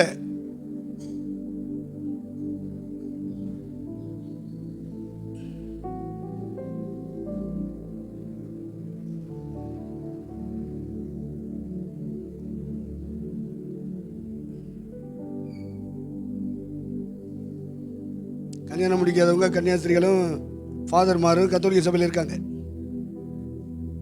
அவங்களாம் ஜீவன் மலைக்கு வந்துடுவாங்களா? இப்போ கல்யாணம் முடிக்காதவன் தான் வர முடியும் அப்படின்னா கத்தோலிக்க சபை தான் முதல்ல போகும். அவங்க தான் ஸ்திரீகளால் கரைபடாத இருக்கிறவங்க ஃபாதர்மார்.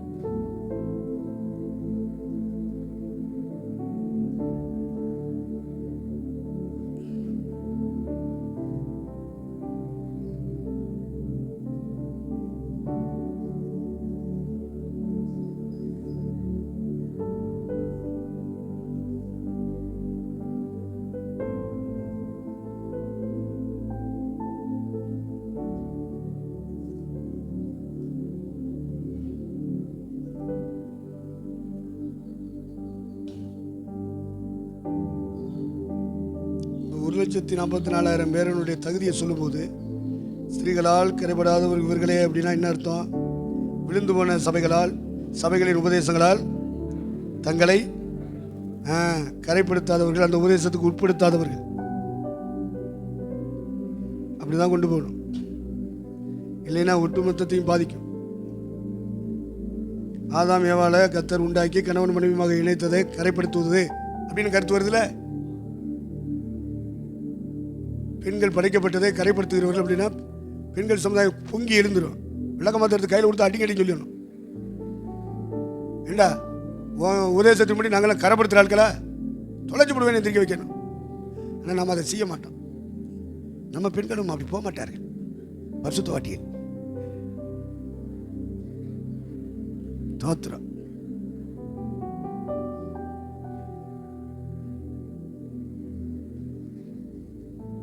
ஆகவே ஸ்திரீகள் படைக்கப்பட்டது கரைப்படுத்துவதற்காக அல்ல அப்படின்றத புரிஞ்சுக்கிறணும்.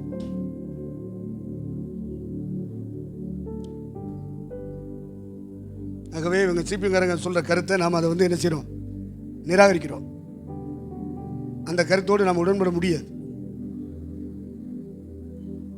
பெண்கள் கரைப்படுத்துகிற பாத்திரங்கள் அல்ல. அதனால அவங்க சொல்றது, இந்த வசனத்துக்கு அவங்க கொடுக்குற விளக்கம் தப்பு, தவறான உபதேசத்தை கொடுக்குறாங்க.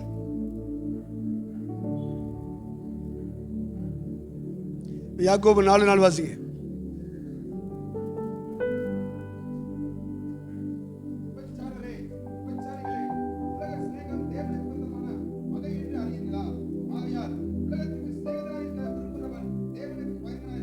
இதான் கரை. அதுதான் யாக்கோபு 1:27 வாசிச்சோம். உலகத்தால் தங்களை கரைப்படுத்தாதவர்கள் இவர்களே. ஒன்று விழுந்து போன சபையினுடைய துருபதேசம். சபை பெண்கள் கூப்பிடப்பட்டிருக்கிறது. விழுந்து போன சபைகள் ஸ்திரீகள் அப்படின்னு எழுதிக்கிறீங்க. இரண்டாவது உலக சிநேகம், உலகத்தோடு ஒத்து வாழ்றது. உலக மக்கள் போற போக்குல இவங்களும் போறது. உலகம் ஒரு புருஷன், ஒரு பக்கம் சொல்லலாம். இன்னொரு பக்கம் உலகம் அல்லது உலகத்தின் மேல் உள்ள அன்பு வச்சா உலகம் நம்மளை கரைப்படுத்தும்.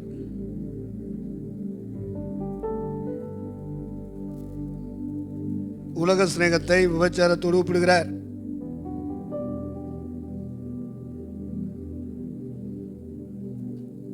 உலகமும் அதன் ஆசை இச்சைகளையும் சிலுவையில் அறைந்திருக்கிற கூட்டம் உலகத்தோடு ஒத்து போனால் உலகம் அவர்களை கரைப்படுத்தும்.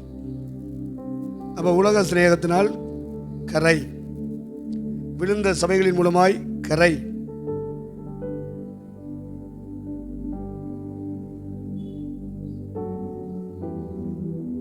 எரேமியா 3:9 வாசிங்க.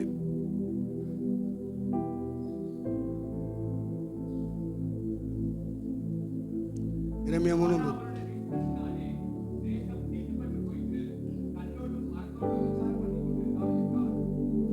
அப்போ இங்கே பொருளாசைக்கு யார் இடம் கொடுக்குறாங்களோ அவங்க தங்களை கரைப்படுத்துறாங்க.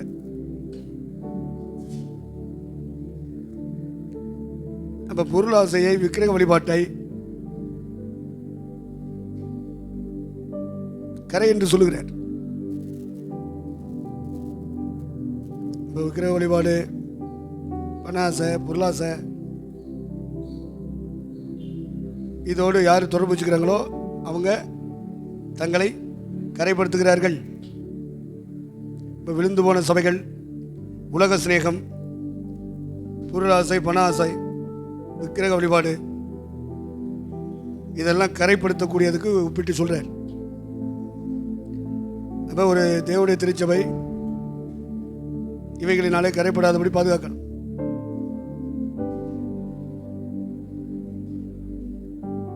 கற்புள்ளவர்கள் இவர்களே.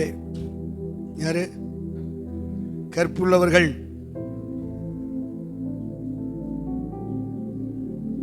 உன்னத பாட்டு 4:11 வாசிங்க. உன்னத பாட்டு 4:11.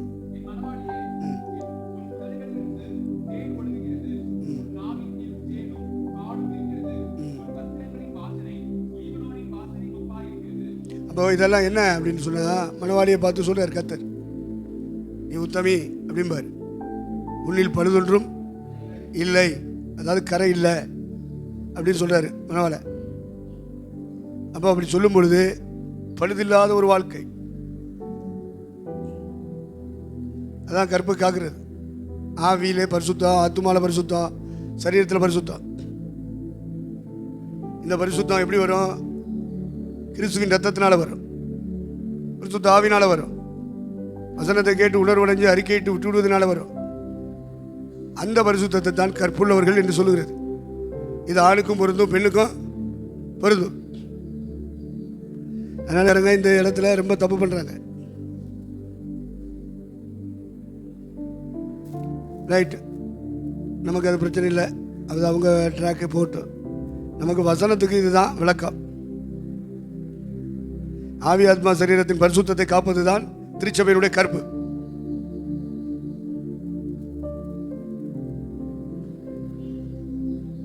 கரை பற்றுச்சு அப்படின்னாலுமே கரையை என்ன செய்யுங்க, நீக்குங்கன்னு தான் சொல்லியிருக்கு.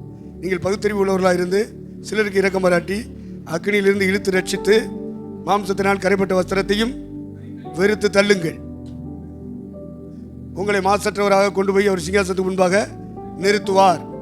அவருக்கே மகிமை, கனம், வல்லமை உண்டாவதாக.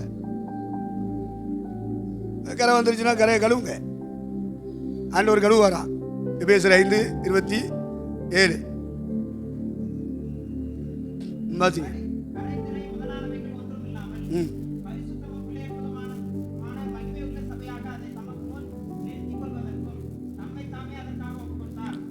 அப்போ பாருங்க, கரை இல்லாத ஒரு சபை கரை பற்றும், அந்த கரையை அவர் கழுவுவார். திரை வரும், அந்த திரையை நீக்குவார். பிழை வரும், அந்த பிழையை நீக்குவார். இப்படி நீக்கி நீக்கி நீக்கி கழுவி கழுவி கழுவி பரிசுத்தத்துக்குள்ளே கொண்டு வருவார். பரிசுத்தத்தின் மேலே பரிசுத்தம், பரிசுத்தத்தின் மேலே பரிசுத்தம் கொண்டு வந்து மகிமை உள்ள சபையாக தமக்கு முன் நிறுத்தி கொள்வார். இதுதான் ரூட்டு. இதுக்கு மாறா ஒருத்தர் பேசுகிறேன் அப்படின்னா புரிஞ்சுக்கிறீங்க. கழுவப்படாமல் சுத்திகரிக்கப்படாமல் ஒரு சபை பரலோகத்துக்கு வராது. 2 கொரிந்தியர் 7:1 வாசிங்க.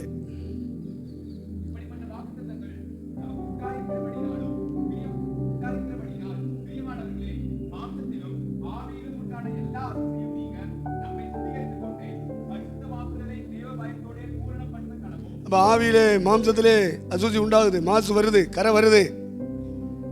ஆவியிலே மாம்சத்தில் வர்ற கரைகளை, அசுத்தங்களை ஆண்டவர் தான் கழுவணும். யார் கழுவா? கர்த்தர் தான் கழுவார். அவருடைய சபையாக நாம் இருப்போமானால் அவர் அந்த சபையை கழுவி பரிசுத்தப்படுத்துவார். இதான் ஒழுங்கு. வேற இதெல்லாம் சும்மா புத்தி கேட்டாது, சாத்தியப்படாது. வாழ்க்கையில் ஒத்துவராத வசனங்களெல்லாம் எடுத்து காமிச்சு சாத்தியப்படாது. ஆண்டவரே சொல்றாரு, கரையை கழுவுவாரா, திரையை கழுவுவாரா, பிழையை நீக்குவாரா, பரிசுத்தப்படுத்துவாரா, அப்புறம் மகிமை உள்ள சபையாக தமக்கு முன் நிறுத்துவாரா. இதான பாதை. இதுக்கு மாற எங்கே இருக்குது? வேற பாதை எங்கே இருக்குது?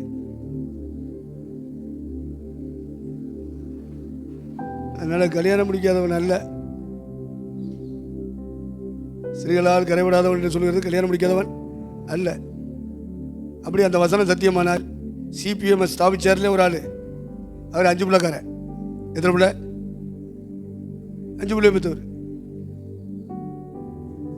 அப்போ அவர் சபையை ஸ்தாபிச்சவர், கரைப்பட்டவர் ஸ்தாபிச்சிருக்காரு. நீ அந்த சபைக்குள்ள இருக்கலாமா? எல்லா பையிலும் ஜிபியை விட்டு போ, வெளியே போ. இது சத்தியம்னா நீ அவர் ஸ்தாபிச்ச சபைக்குள்ள இருக்கக்கூடாதுல. அவர் மூலமாக வெளிப்பட்ட சத்தியம் உபதேசத்துக்கு கீழே இருக்கக்கூடாதுல.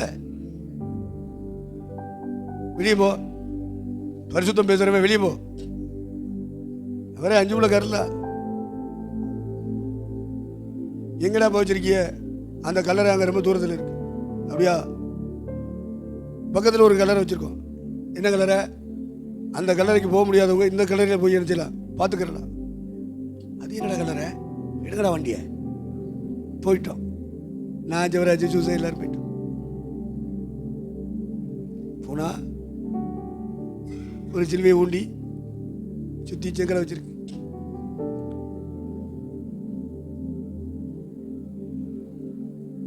என்ன அதில் அவர் புதைக்கவே இல்லை.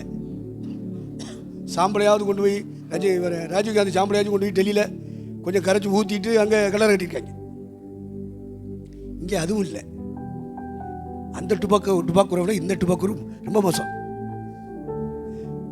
ஆனாலும் நாங்கள் விடலை. அதுக்குள்ளே உட்காந்துக்கிட்டு போட்டெல்லாம் எடுத்து பட்டம்லாம் காட்டி சீன் கிரியேட் பண்ணிட்டு வந்துட்டோம். ஏன்னா உங்களை மாதிரி ஆளுங்க கேட்ட பார்த்தீங்களா, சிபிஎம் ஃபவுண்டருடைய கல்லறையில் நாங்கள் போய் என்ன செய்து விட்டோம், பார்த்து விட்டு வந்திருக்கிறோம். அப்படி காட்டி படம் காட்டிருக்கு, படம் எடுத்துகிட்டு வந்திருக்கு. என்னங்கடா உபதேசம் கொடுக்குறிய? சபையை ஸ்தாபித்தவரே சொல்கிறாரு, கல்யாணம் முடிச்சு பிள்ளைகளை பெற்றவர், வளர்த்தவர், அதுகளை ஊழியக்காரங்களை உருவாக்குனவர். முரண்பாடு இல்லையா? அப்போ கடவுள் யாரை தேர்ந்தெடுத்திருக்காரு? சிபிஎம்ங்கிற ஒரு ஸ்தாபனத்தை ஸ்தாபிக்கிறதுக்கு, சபையை உண்டாக்குறதுக்கு யாரை தேர்ந்தெடுத்திருக்கிறாரு? Married man. ஒரு பிள்ளைகளை பெற்று வளர்த்து ஆளாக்கிற ஒரு படிக்க வச்சவர், பெரிய பசங்களாக்கி அவங்களெல்லாம் பாஸ்டர் ஆக்கியிருக்காரு. ஸ்திரீகளால் கரைபடாதுன்னா கல்யாணம் முடிக்காதவன் சொன்னாங்க. என்ன ஒத்து வருமா? சபைக்கே ஒத்து வருமா நீ சொல்ற உபதேசம்? கிற்கோலி பையில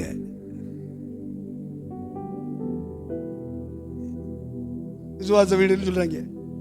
வாடகை வீட்டில் தான் ஊழியத்தை வைக்கணும்னாக்கா அவங்களுடைய திருச்சபை சட்டம். அப்புறம் ஏன்டா சொந்தத்துக்கு இடம் வாங்கினிய, கட்டணம் கட்டுறிய, இருமொழி உள்ள அவ்வளோ ஏக்கரில் இடம் வாங்கி ஏன் கன்வென்ஷன் நடத்துறா சொந்தமா? அது அவிசுவாச வீடு. நம்ம வச்சிருக்கிறது விசுவாச வீடு. ஃபேத்தோ இப்படி நூற்றுக்கணக்கான ஆதாரங்களை அள்ளி போட்டோம்னா துமுற முடியாது. லெஃப்ட் அண்ட் ரைட் வாங்கிடுவோம். ஆனால் இதுக்கு மேலே சொன்னா நீங்கள் தாங்க மாட்டீர்கள். என்னடா ஆவியான வருவார், அவர் உங்களை வழி நடத்துவார் அப்படின்ட்டு போயிட்டார்ல ஜீசஸ். அது மாதிரி நானும் போகிறேன். ரைட்டு. ஸ்திரீகளால் கரைபடாதவர்கள், இவரை 14ஆம் அதிகாரத்தில் இந்த பகுதியை பார்த்துட்டோம். அடுத்த வசனத்தை தொடர்ந்து வாசிக்க. ம்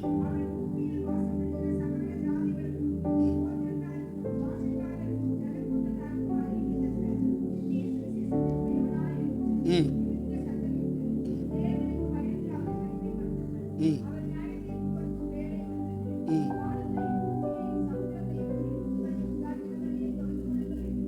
ம்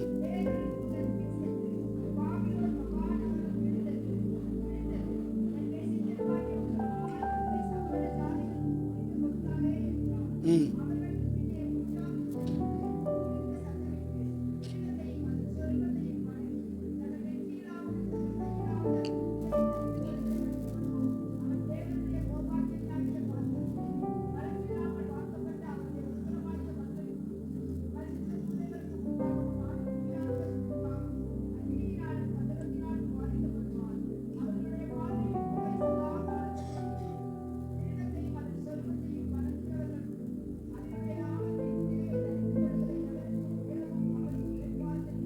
சரி. இப்போ இந்த 14ஆம் அதிகாரத்தில் நான் 1,44,000 பேரை பார்த்தோம்.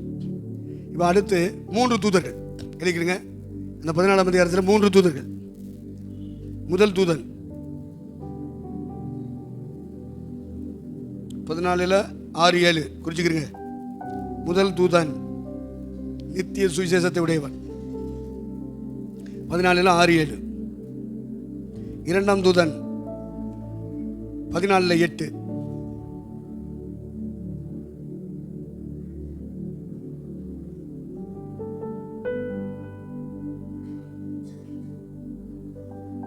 இவன் என்ன அறிவிக்கிறான்?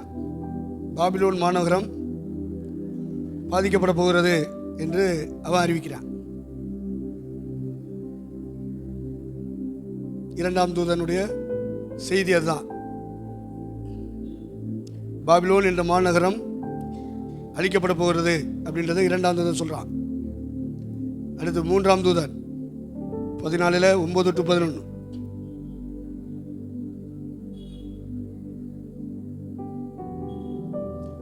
மூன்று தூதர்களுடைய அறிவிப்புகள் அதை பார்க்கிறோம்.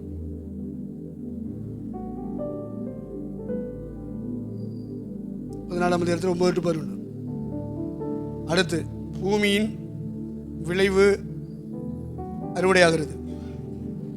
பூமியின் விளைவு அறுவடையாகிறது. 14 12 13. 14 12 13.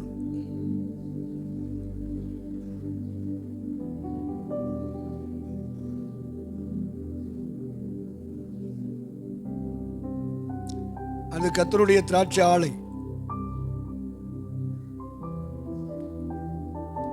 14 17 to 20. 14 17 to 20. 14 அதிகாரம் முடிஞ்சிச்சு. வெளிப்படுத்தல் 14 அதிகாரம் முடிஞ்சிச்சு. இப்போ ஒரு விஷயத்தை நான் உங்களுக்கு சொல்றேன். அந்த படத்தை பாருங்க. மேகத்தில் அந்த வசனத்தை வாசிங்க.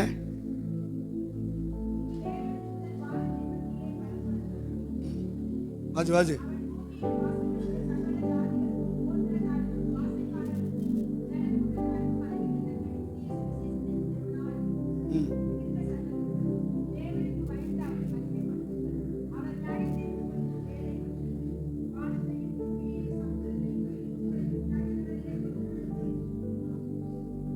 நல்லா கவனிங்க. 1,44,000 பேர் சீயோன் மலையில் நிற்கிறாங்க. ஆட்டுக்குட்டியால் நிற்கிறார். அந்த காட்சி நம்ம சிந்திச்சிட்டோம். அப்புறம் 3 தூதர்கள் காலம் ஊதுறாங்க. 3 பேரும் 3 செய்தி அறிவிக்கிறாங்க. காலன்றது செய்தி. இது எந்த காலத்தில் நடக்குது? 7 வருஷ காலத்தில் இப்படி ஒரு சம்பவங்கள் நடக்குது.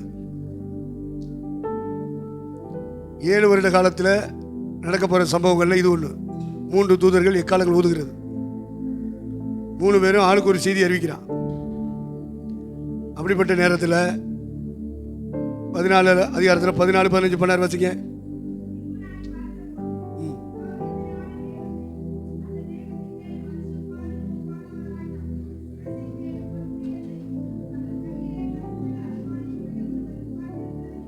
இந்த பத்திலா இந்த ஒருத்தர் உட்கார்ந்துருக்காரு. பத்திலா கையில் என்ன வச்சிருக்காரு? கருக்கருவா இருக்கிறதுனால இவங்கெல்லாம் இடது கம்யூனிஸ்ட் சொல்லிடக்கூடாது, வலது கம்யூனிஸ்ட் சொல்லக்கூடாது. கருக்கருவா வச்சிருக்கிறது வலது கம்யூனிஸ்ட். கதிரும் கருக்கருவால் இருக்கும். சுத்தியலும் அருவாள் இருக்கிறது என்னது? இடது கம்யூனிஸ்ட். அதனால் அதுக்கு ஆதரவாக வந்துட்டார் போல் இருக்கு. ஓட்டு போட்டுருவோம்னு நினச்சி எல்லாரும் செஞ்சிடக்கூடாது. அருவாளை காமிக்கிறாரு ஒரு கம்யூனிஸ்ட் போல் இருக்கு அப்படின்னு ஓட்டு போட்டுறாதீங்க. மேகத்தின் மேல் ஒருவர் தோன்றுகிறார். அவர் கருக்கருவாலோடு தோன்றுகிறார். அவர் யார் அப்படின்னா மேகத்தில் மனுஷகுமாரன். மேகத்தில் மனுஷகுமாரன் தோன்றுகிறார். எப்ப தோன்றுகிறார்? 7 வருட காலத்தினுடைய பாதி வருஷம் முடிஞ்ச பிறகு எப்ப தோன்றுகிறார்? 3.5 ஆண்டு கால முடிவில்லை. இந்த காட்சி வருது. மேகத்தில் இப்படி ஒரு காட்சி தோணுது. இப்போ கைவிடப்பட்ட திருச்சபை மக்கள் இருக்காங்க பார்த்தீங்களா? கைவிடப்பட்ட திருச்சபை மக்கள் எல்லாம் என்ன செய்யப்படுவார்கள்? அரசாங்கத்தினால கொல்லப்படுவார்கள். அரசாங்கத்தினாலே கொல்லப்படுவார்கள். எல்லாரும் ரத்த சாட்சியில் மறிப்பாங்க. அதை வெளிப்படுத்தல் 19ஆம் அதிகாரத்துடைய 9ஆம் அதிகாரம் 19 இல்லை 9ஆம் அதிகாரத்துக்கு வாங்க.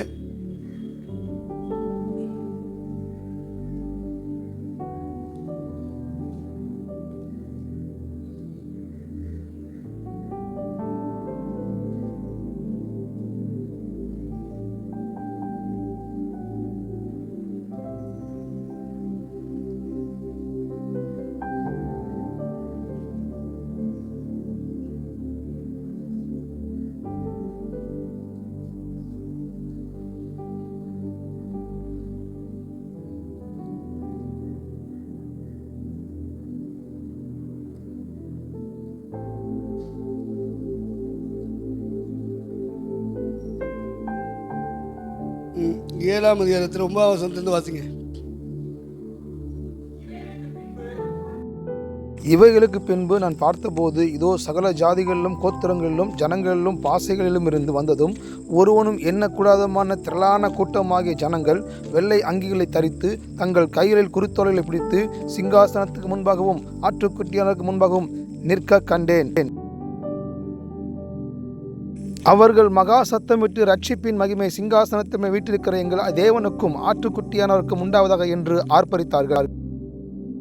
தூதர்கள் யாவரும் சிங்காசனத்தையும் மூப்பர்களையும் 4 ஜீவன்களையும் சூழ நின்று சிங்காசனத்துக்கு முன்பாகவும் முகங்குப்புற விழுந்து தேவனை தொழுது கொண்டு, ஆமென், எங்கள் தேவனுக்கு துதியும் மகிமையும் கனமும் ஸ்தோத்திரமும் வல்லமையும் பலனும் சதா காலங்களும் உண்டாவதாக ஆமென் என்றார்கள்.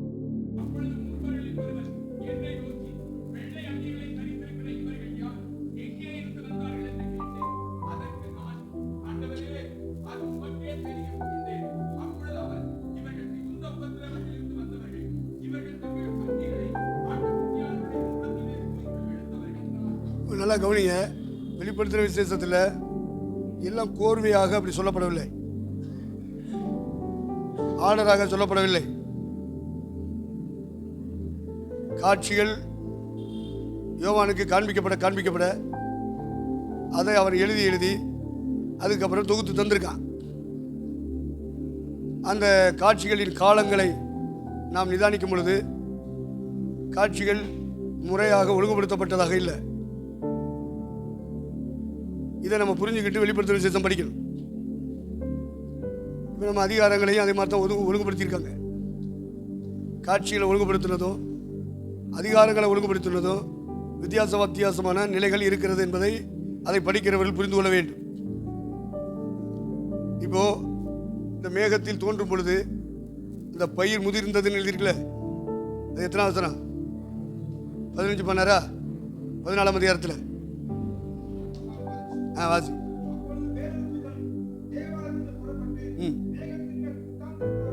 பாருங்க, ஒரு தூதன் வர்றானா, தேவாலயத்திலிருந்து ஒரு தூதன் வர்றான். அவன் வந்து என்ன சொல்றான்?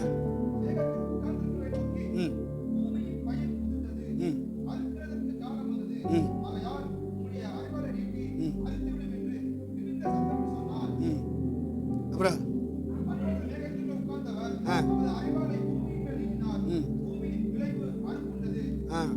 அப்போ அந்த பூமியில் இந்த பொருள் பற்றிலாம் உங்களுக்கு தெரியாது, கண்ணுக்கு தெரியாது. இதெல்லாம் பூமியில் பயிர் முளைச்சி விளைஞ்சி கிடக்கு. அது நான் பக்கத்தில் இருக்கிறனால எனக்கு தெரியும், பார்த்துக்கிடுங்க. உங்களுக்கு தெரியாது, அங்கே இருந்துக்கிட்ட பார்க்க முடியாது. கிட்ட வந்தால் தான் பார்க்க முடியும். கர்த்தருக்கு ஸ்தோத்திரம். அப்போ பூமியின் விளைவு, பயிர் முதிர்ந்தது, நீருமுடைய அருவாளை நீட்டி அறுத்து விடும் என்று இவன் கத்துறான். தேவாலயத்திலிருந்து வருகிற தூதன் உடனே அவர் என்ன பண்றாரா? உடனே அருவாளை நீட்டுகிறார். சட பூமியின் பயிரெல்லாம் என்ன செய்து அறுவடை ஆகிறது. இப்படி ஒரு காட்சியை யோவான் பார்க்குறான். யோவான் என்ன செய்யறான்? பார்க்குறான், இந்த காட்சியை பார்க்குறான். அப்போ இதுக்கு என்ன மறைஞானம், ஞான அர்த்தம் என்ன அப்படின்றத நம்ம முன்னாடியே பார்த்தோம். அந்த வசனம் 9ஆம் வசனத்திலிருந்து வாசிக்கணும். 7ஆம் அதிகாரத்தில் 9-17 என்ன எழுதியிருக்கு? பின்னு படிங்க.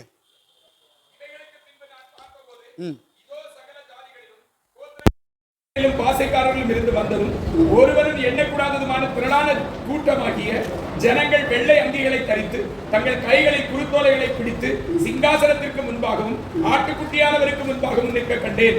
அவர்கள் மகா சத்தமிட்டு, ரட்சிப்பின் மகிமை சிங்காசனத்தின் மேல் வீற்றிருக்கிற எங்கள் தேவனுக்கும் ஆட்டுக்குட்டியானவருக்கும் உண்டாவதாக என்று ஆர்ப்பரித்தார்கள்.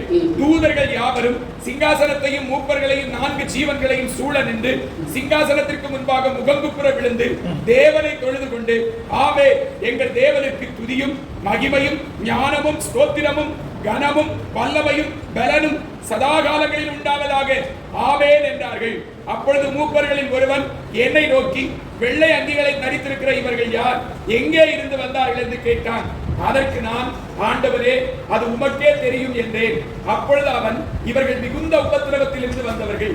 இவர்கள் தங்கள் அங்கிகளை ஆட்டுக்குட்டியானவருடைய இரத்தத்திலே தோய்த்து வெளுத்தவர்கள். ஆனபடியால் இவர்கள் தேவனுடைய சிங்காசனத்திற்கு முன்பாக இருந்து இரவும் பகலும் அவருடைய ஆலயத்திலே அவரை சேவிக்கிறார்கள். சிங்காசனத்தின் மேல் வீற்றிருக்கிறவர் இவர்களுக்குள்ளே வாசமாய் இருப்பார்.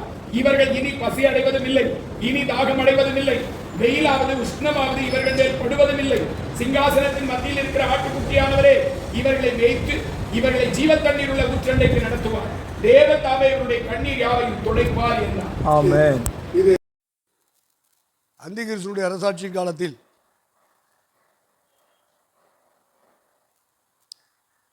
இந்த மேகத்தில் தோன்றுகிற மனுஷகுமாரன், பூமியின் பயிர் முதிர்ந்தது, அதை அறுத்துவிடும் என்று தூதன் சொல்லுகிறான். அவர் கருக்கருவாளை நீட்டுகிறார், அறுவடையாகிறது. அப்படின்னா அதனுடைய விளக்கம், அந்திகிறிஸ்துவினுடைய அரசாட்சியின் காலத்தில் 3.5 ஆண்டு கால முடிவில்,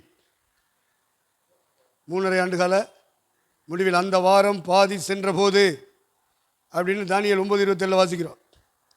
அப்போ காலம், அரைக்காலம், காலங்கள். காலம் என்றால் 1 வருடம், காலங்கள் என்றால் 2 வருடம், அரைக்காலம் என்றால் அரை வருடம். ஆகவே 3ஐயும் இணைத்துதான் 3.5 வருடம் என்று சொல்லுகிறோம். 1260 நாள். இந்த 3.5 ஆண்டுகளில் மனுஷகுமாரன் என்ன செய்கிறார்? அறுவடை பண்ணுகிறார். அப்போ மனுஷகுமாரன் பண்ணுகிற அறுவடை யாரை அறுவடை பண்ணுகிறார்? கைவிடப்பட்ட திருச்சபை மக்கள். ஆண்டவரால் கைவிடப்படுகிற ஒரு கூட்டம் 3.5 வருஷம் இந்த பூமியில் இருக்கும். எடுத்துக்கொள்ளப்படுகிற கூட்டம் வானத்தில் இருக்கும். இல்லை கவனிங்க, எடுத்துக்கொள்ளப்படுகிற கூட்டம் வானத்தில் இருக்கும், கைவிடப்படுகிற கூட்டம் பூமியில் இருக்கும். இந்த கைவிடப்பட்ட திருச்சபை மக்கள், சர்வதேச மக்கள், திருச்சபையில் இருந்த மக்கள். ஆண்டவர் நம்மளை கைவிட்டு விட்டார், நம்ம எப்படியாவது பரலோகம் போயிடணும் அப்படின்னு சொல்லி அவங்க 666 முத்திரை குத்தாமல் தங்களை என்ன செய்வார்கள்? பாதுகாப்பார்கள். மிருகத்தையும் சுரூபத்தையும் வணங்காதவர்களாக இருப்பார்கள். இப்போ மிருகத்தை வணங்காதவர்கள், சுரூபத்தை வணங்காதவர்கள், 666 முத்திரை குத்தாதவர்கள், அதாவது அரசாங்கத்துக்கு ஒத்து போகாதவர்கள், அரசாங்கத்துக்கு ஒத்து போகாதவர்கள். இவர்கள் எல்லாரும் அரசாங்கத்தினாலே தண்டிக்கப்படுவார்கள். அரசாங்கத்தின் மூலமாக அவர்கள் பசி பட்டினிக்குள்ளே தள்ளப்படுவார்கள். இவங்க காடுகளில் மலைகளில் போய் தங்கியிருந்து அங்கே கிடைக்கிற அந்த இலை, தலை, பூண்டு, அந்த கிழங்குகள் என்ன கிடைக்குதோ அதில் சாப்பிட்டுக்கிட்டு அப்படியே கொஞ்சம் காலம் ஓடுவாங்க. அப்புறம் பசி பட்டினியாக கிடந்து செத்தே போவான். அதான் வெயில் படுவதும் இல்லை, இனி பசி வருவது இல்லை. அவர் கண்ணீரை ஆட்டுக்குட்டியானவரை என்ன செய்வார்? துடைப்பாருன்னு சொல்லியிருக்கு. இவங்க 3.5 ஆண்டு காலம் அவ்வளோ உபத்திரவம், கைவிடப்பட்ட நிலைமை. ஆண்டவர் கைவிட்டார். ஒரு கூட்டத்தை எடுத்துக்கிட்டு ஒரு கூட்டத்தை என்ன பண்ணிட்டார்? கைவிட்டார். இப்போ இவங்க 666 முத்திரை குத்தாததுனால, விக்கிரகங்களை வழிபடாததுனால, மிருகத்தையும் அது சொருபத்தையும் வழிபாடு நடத்தாததுனால, வழிபடாததுனால அவர்கள் எல்லாரும் அரசாங்கத்தினுடைய சலுகைக்கு அப்பாலே தள்ளப்படுவார்கள். அப்போ அரசாங்கமும் கைவிட்டுரும், பரலோகமும் கைவிட்டுரும். நிர்பந்தமான ஒரு நிலைமை கைவிடப்பட்ட திருச்சபைக்கு. இப்படிப்பட்ட சூழலை சிக்குவாங்க. அப்போ அந்திகிறிஸ்து முழு உலகத்தையும் ஆண்டு கொண்டிருப்பான். இப்போ இவங்க ஒரு இடத்துல இருக்க முடியாது.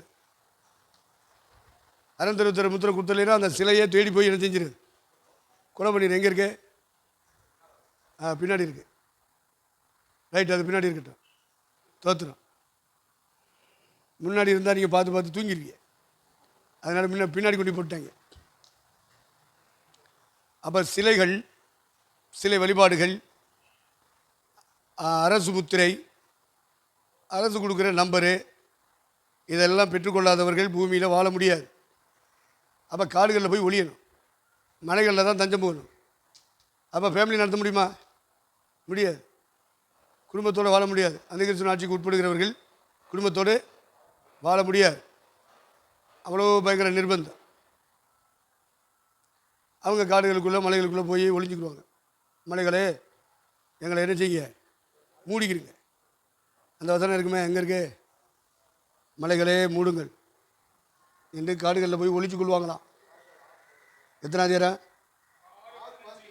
6:15 வாசிக்கு.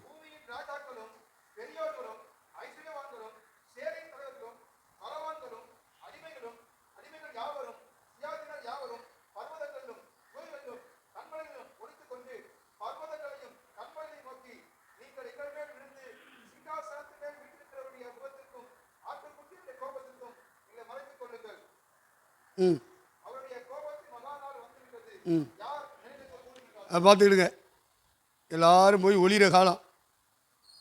இப்போவே மணிப்பூரில் அதான் செஞ்சுருக்காங்க. உங்களுக்கு இப்போ கண்ணுக்கு முன்னாடி அது நடக்குது. இந்த குக்கி இனத்தவர்கள் எல்லாம் ஓடி போய் என்ன செஞ்சிட்டாங்க? ஒளிஞ்சிட்டாங்க. மலைகளுக்கு பின்னாடி, கோயிலுக்கு பின்னாடி, காடுகளுக்குள்ளே போய். கோபாக்கடை நாள் இனிமே வரப்போகுது அப்படின்னு பைபிள் சொல்லுது. இந்த மணிப்பூர் நம்ம இந்தியாவில் மணிப்பூரில் வந்துடுச்சு. உயிரை பாதுகாக்கிறதுக்கு ஓடி போகுதுங்க. தீ வச்சு எரிக்கிறான், கொலை பண்ணுறான், வீடுகளை பூரா எரிய விடுறான், பொம்பளையில் பூரா மனவங்கப்படுத்துகிறாங்க. நிம்மதியாக வாழ முடியல. இப்போ இப்படிப்பட்ட சூழல் நம்ம கண்ணுக்கு முன்னாடி நடக்குது. பார்த்தீங்களா? 2023 நடந்துகிட்ருக்கு. அப்போ அந்திகிறிஸ்து ஆட்சியின் காலத்தில் கைவிடப்பட்ட திருச்சபை மக்கள் சிதறி போவார்கள். காடுகளுக்குள்ளே போய் ஒளிவார்கள், மலைகளுக்கு பின்னே ஓடி போய் ஒளிவார்கள்.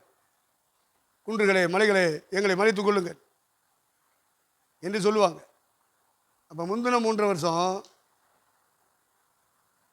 கைவிடப்பட்ட திருச்சபைக்கு கடுமையான தேவ கோபம். இன்னொரு பக்கம் அரசாங்கத்தினுடைய கோபம். 2 கோபத்துக்கும் தப்பணும்.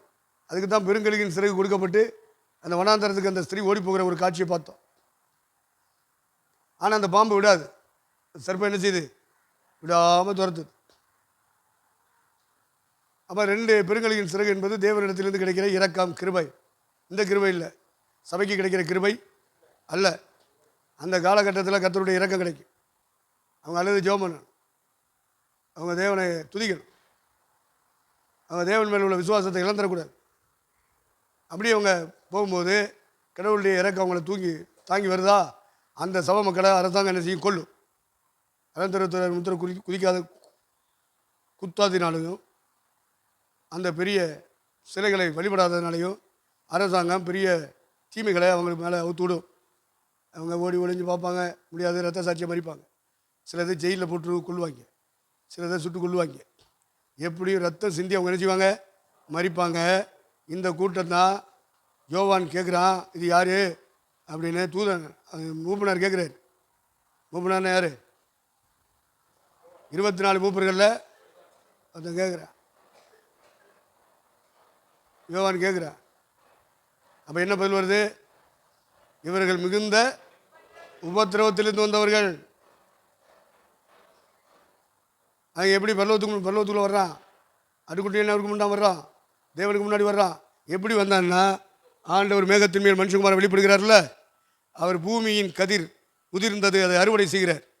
அந்த அறுவடைன்றது இரத்த சாட்சிகளின் கூட்டம். அந்த பூமியின் கதிர் என்பது உபத்திரவ காலத்தில் ரத்தம் சிந்தி மறிக்கிற அல்லது இரத்த சாட்சியாக மறிக்கிற கூட்டம். இவர்கள் எங்கே இருந்து வந்தவர்கள்? ஆட்டுக்குட்டியாவுடைய ரத்தத்தினாலே தங்கள் வஸ்திரத்தை தோய்த்து வெளுத்தவர்கள், வெள்ளை அங்கிகளை தரித்தவர்கள், குருத்தோலை பிடித்தவர்கள். இப்போ தேவனுக்கு முன்பாக, ஆட்டுக்குட்டியானவருக்கு முன்பாக இருக்கிறார்கள். இவர்கள் யார் அப்படின்னா, மிகுந்த உபத்திரவம், இதுவரை சம்பவித்ததும் இனிமேல் சம்பவியாததுமான மிகுந்த உபத்திரவத்துக்குள்ளே சிக்கி அவர்கள் இரத்த சிந்தி மறித்து மனுஷகுமாரனுடைய வருகை அந்த மேகத்து மேல் காணப்படுது பற்றிலா. அந்த நேரத்தில் இவங்க எல்லாரும் என்ன பண்ணுவாங்க? உயிர்த்தெழு பாக்கியத்தை பெற்று எல்லாரும் வானத்துக்கு வருவார்கள். இதை தான் அந்த வசனம் நம்ம வாசித்தோம். வெளிப்படுத்தல் 7ஆம் அதிகாரத்தில் 9 முதல் 20 9 முதல் 17. அதுதான் அதனுடைய விளக்கம். அதை புரிஞ்சுக்கிறீங்க. அப்போது அந்த இரத்த சாட்சிகள் 666 முத்திரை குத்துறியாமல், மிருகத்தை வழிபடாமல், மிருகத்துக்காக செய்யப்பட்ட சுரூபத்தை வழிபடாமல் அவர்கள் தங்களை காத்துக்கொள்ள வேண்டும் என்று இந்த 3 தேவ தூதர்கள் என்ன செய்கிறாங்க? பறந்து பறந்து சொல்கிறாங்க, செய்தி கொடுத்துட்டே இருக்கான். முதல் தூதன் ஒரு செய்தி கொடுக்குறான், 2வது தூதன் ஒரு செய்தி கொடுக்குறான், 3வது தூதன் ஒரு செய்தி கொடுக்குறான். இந்த செய்திகளை கேட்டு அவங்க என்ன பண்ண செய்கிறாங்க? தங்களை பலப்படுத்திக் கொள்கிறார்கள். இவ்விதமாக அந்த கூட்டம் இரத்த சாட்சியில் மறிக்கும். கைவிடப்பட்ட திருச்சபை அத்தனை இரத்த சிந்தி மறித்தால் மனுஷகுமாரனுடைய அந்த காட்சியிலே அவர்கள் பங்கெடுப்பார்கள். இந்த கூட்டம் மிகுந்த உபத்திரவத்தில் வந்த கூட்டம். கொஞ்சம் நெஞ்ச உபத்திரவம் இல்லை, ஒரே கண்ணீர் தான். அப்படி தான் 3.5 வருஷம் சிக்கிக்கிட்டு இங்கிட்டு இவன் பக்கமும் சேர்ந்து வாழ முடியல, அரசாங்கத்தோடு ஒத்து வாழ முடியலை, குடும்பம் நடத்த முடியலை, வியாபாரம் பண்ண முடியலை, ஒன்றும் வாங்க முடியலை, கொடுக்க முடியல. என்ன பஞ்சாயத்து மாட்டிக்கிட்டு முழிக்கிறாங்க. அதான் மிகுந்த உபத்திரவத்தில் வந்த கூட்டம். ரைட். 14ஆம் அதிகாரத்தில் அந்த பகுதியை பார்த்துட்டோம். அடுத்து 15ஆம் அதிகாரமா? வாங்க.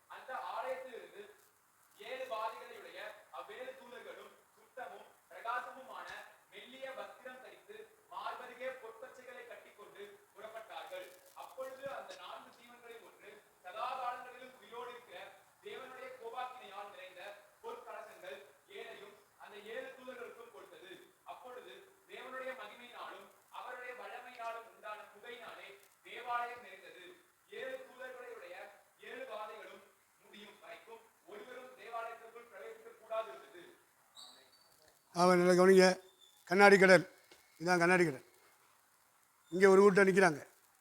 இந்த டேமரின் கையில் வச்சுருக்கான். இது என்னது? இது எது என்னையா தெரியாதா? கித்தாரா? இது கிண்ணறமா? அதில் நிறைய டேமரின் வச்சுருக்காரு. சுரமண்டலம் இதெல்லாம் என்ன பண்ணுறாங்க? ஒரு கண்ணாடி கடலில் நின்றுக்கிட்டு ஆட்டுக்குட்டியானுடைய பாட்டையும் மோசன் பாட்டையும் நினைச்சிடான் பாடிட்டு இருக்காங்க. அப்படி ஒரு காட்சி அவன் பார்க்குறார். இது என்ன கூட்டம் அப்படின்னு சொல்லும்போது இது இரத்த சாட்சிகளின் கூட்டம் என்று சொல்லப்படுகிறது. பழைய ஏற்பாட்டு கால இரத்த சாட்சி, புதிய ஏற்பாட்டு கால இரத்த சாட்சி. இவர்கள் பொதுவான இரத்த சாட்சிகளின் கூட்டம். அவங்க உபத்திரவ கால இரத்த சாட்சிகளின் கூட்டம். இவங்க பொதுவான இரத்த சாட்சிகளின் கூட்டம். அதனால் மோசையின் பாட்டுன்னு சொல்லும்போது நியாயபுரமான கால பரிசுத்தவான்களுக்குள்ளே நிற்கிறாங்க. ஆட்டுக்குட்டியானுடைய பாட்டுன்னு சொல்லும்போது அவங்க கிருபையின் கால பரிசுத்தவான்களையும் கொஞ்சம் பேர் நினைச்சாங்க இந்த இடத்துக்கு வந்திருக்காங்க. ஆக இவங்கெல்லாம் நின்று பாட்டு பாடுறத ஒரு காட்சியாக யோவான் பார்க்குறான். அது கண்ணாடி கடல் அப்படின்னு காட்டப்பட்டிருக்கு. என்ன கடல்? கண்ணாடி கடல் போல் நிற்கிது தேவனுடைய சிங்காசனத்துக்கு முன்பாக. அதில் இந்த கூட்டம் நிற்கிது. ரைட். அதுக்கடுத்து 7 தூதர்கள். எத்தனை தூதன்? 3 3 6 6 மணி 7 பாரி வேணும். தூதன் மாதிரியா இருக்கேன், நேற்று பிறந்த பிள்ளை மாதிரி இருக்கேன். தோத்திரம். 7 கோபகலசம் கையில் கொடுத்துருக்காங்க. எத்தனை கோபகலசம்? 7 கோபகலசம் வச்சுட்ருக்கான். இவங்க 7 தூதர்கள் கையிலையும் கொடுத்து இதை தலைகளாக கவுத்தி கவுத்தி பூமியில் அரிசின்னு கொட்டணும். அதான் 7 கோபகலசங்கள். இவன் கொட்ட கொட்ட அங்கே பஞ்சாயத்து உண்டாகிட்டே இருக்கும். வானத்திலே மாற்றம், பூமியிலே மாற்றம், சமுத்திரத்திலே மாற்றங்களை உண்டு பண்ணி கொண்டே இருக்கும். அந்த 7 கோபகலசமும் ஊற்றப்படும் பொழுது ஆயிற்று அப்படின்னு சொல்லக்கூடிய ஒரு இடம் வரும். என்ன பண்ணான்னு தெரியல, நிச்சயம் போட்டு மாற்றி வச்சுருக்காங்க. தோத்திரம் தான் இருக்கு பத்திலா. கடைசி 7ஆம் தூதன் எக்கால ஊதின உடனே இந்த சிங்காசனத்திலிருந்து ஒரு சத்தம் வருது, ஆயிற்று. 16ஆம் அதிகாரத்தில் 17லேருந்து வாசிக்க. ம்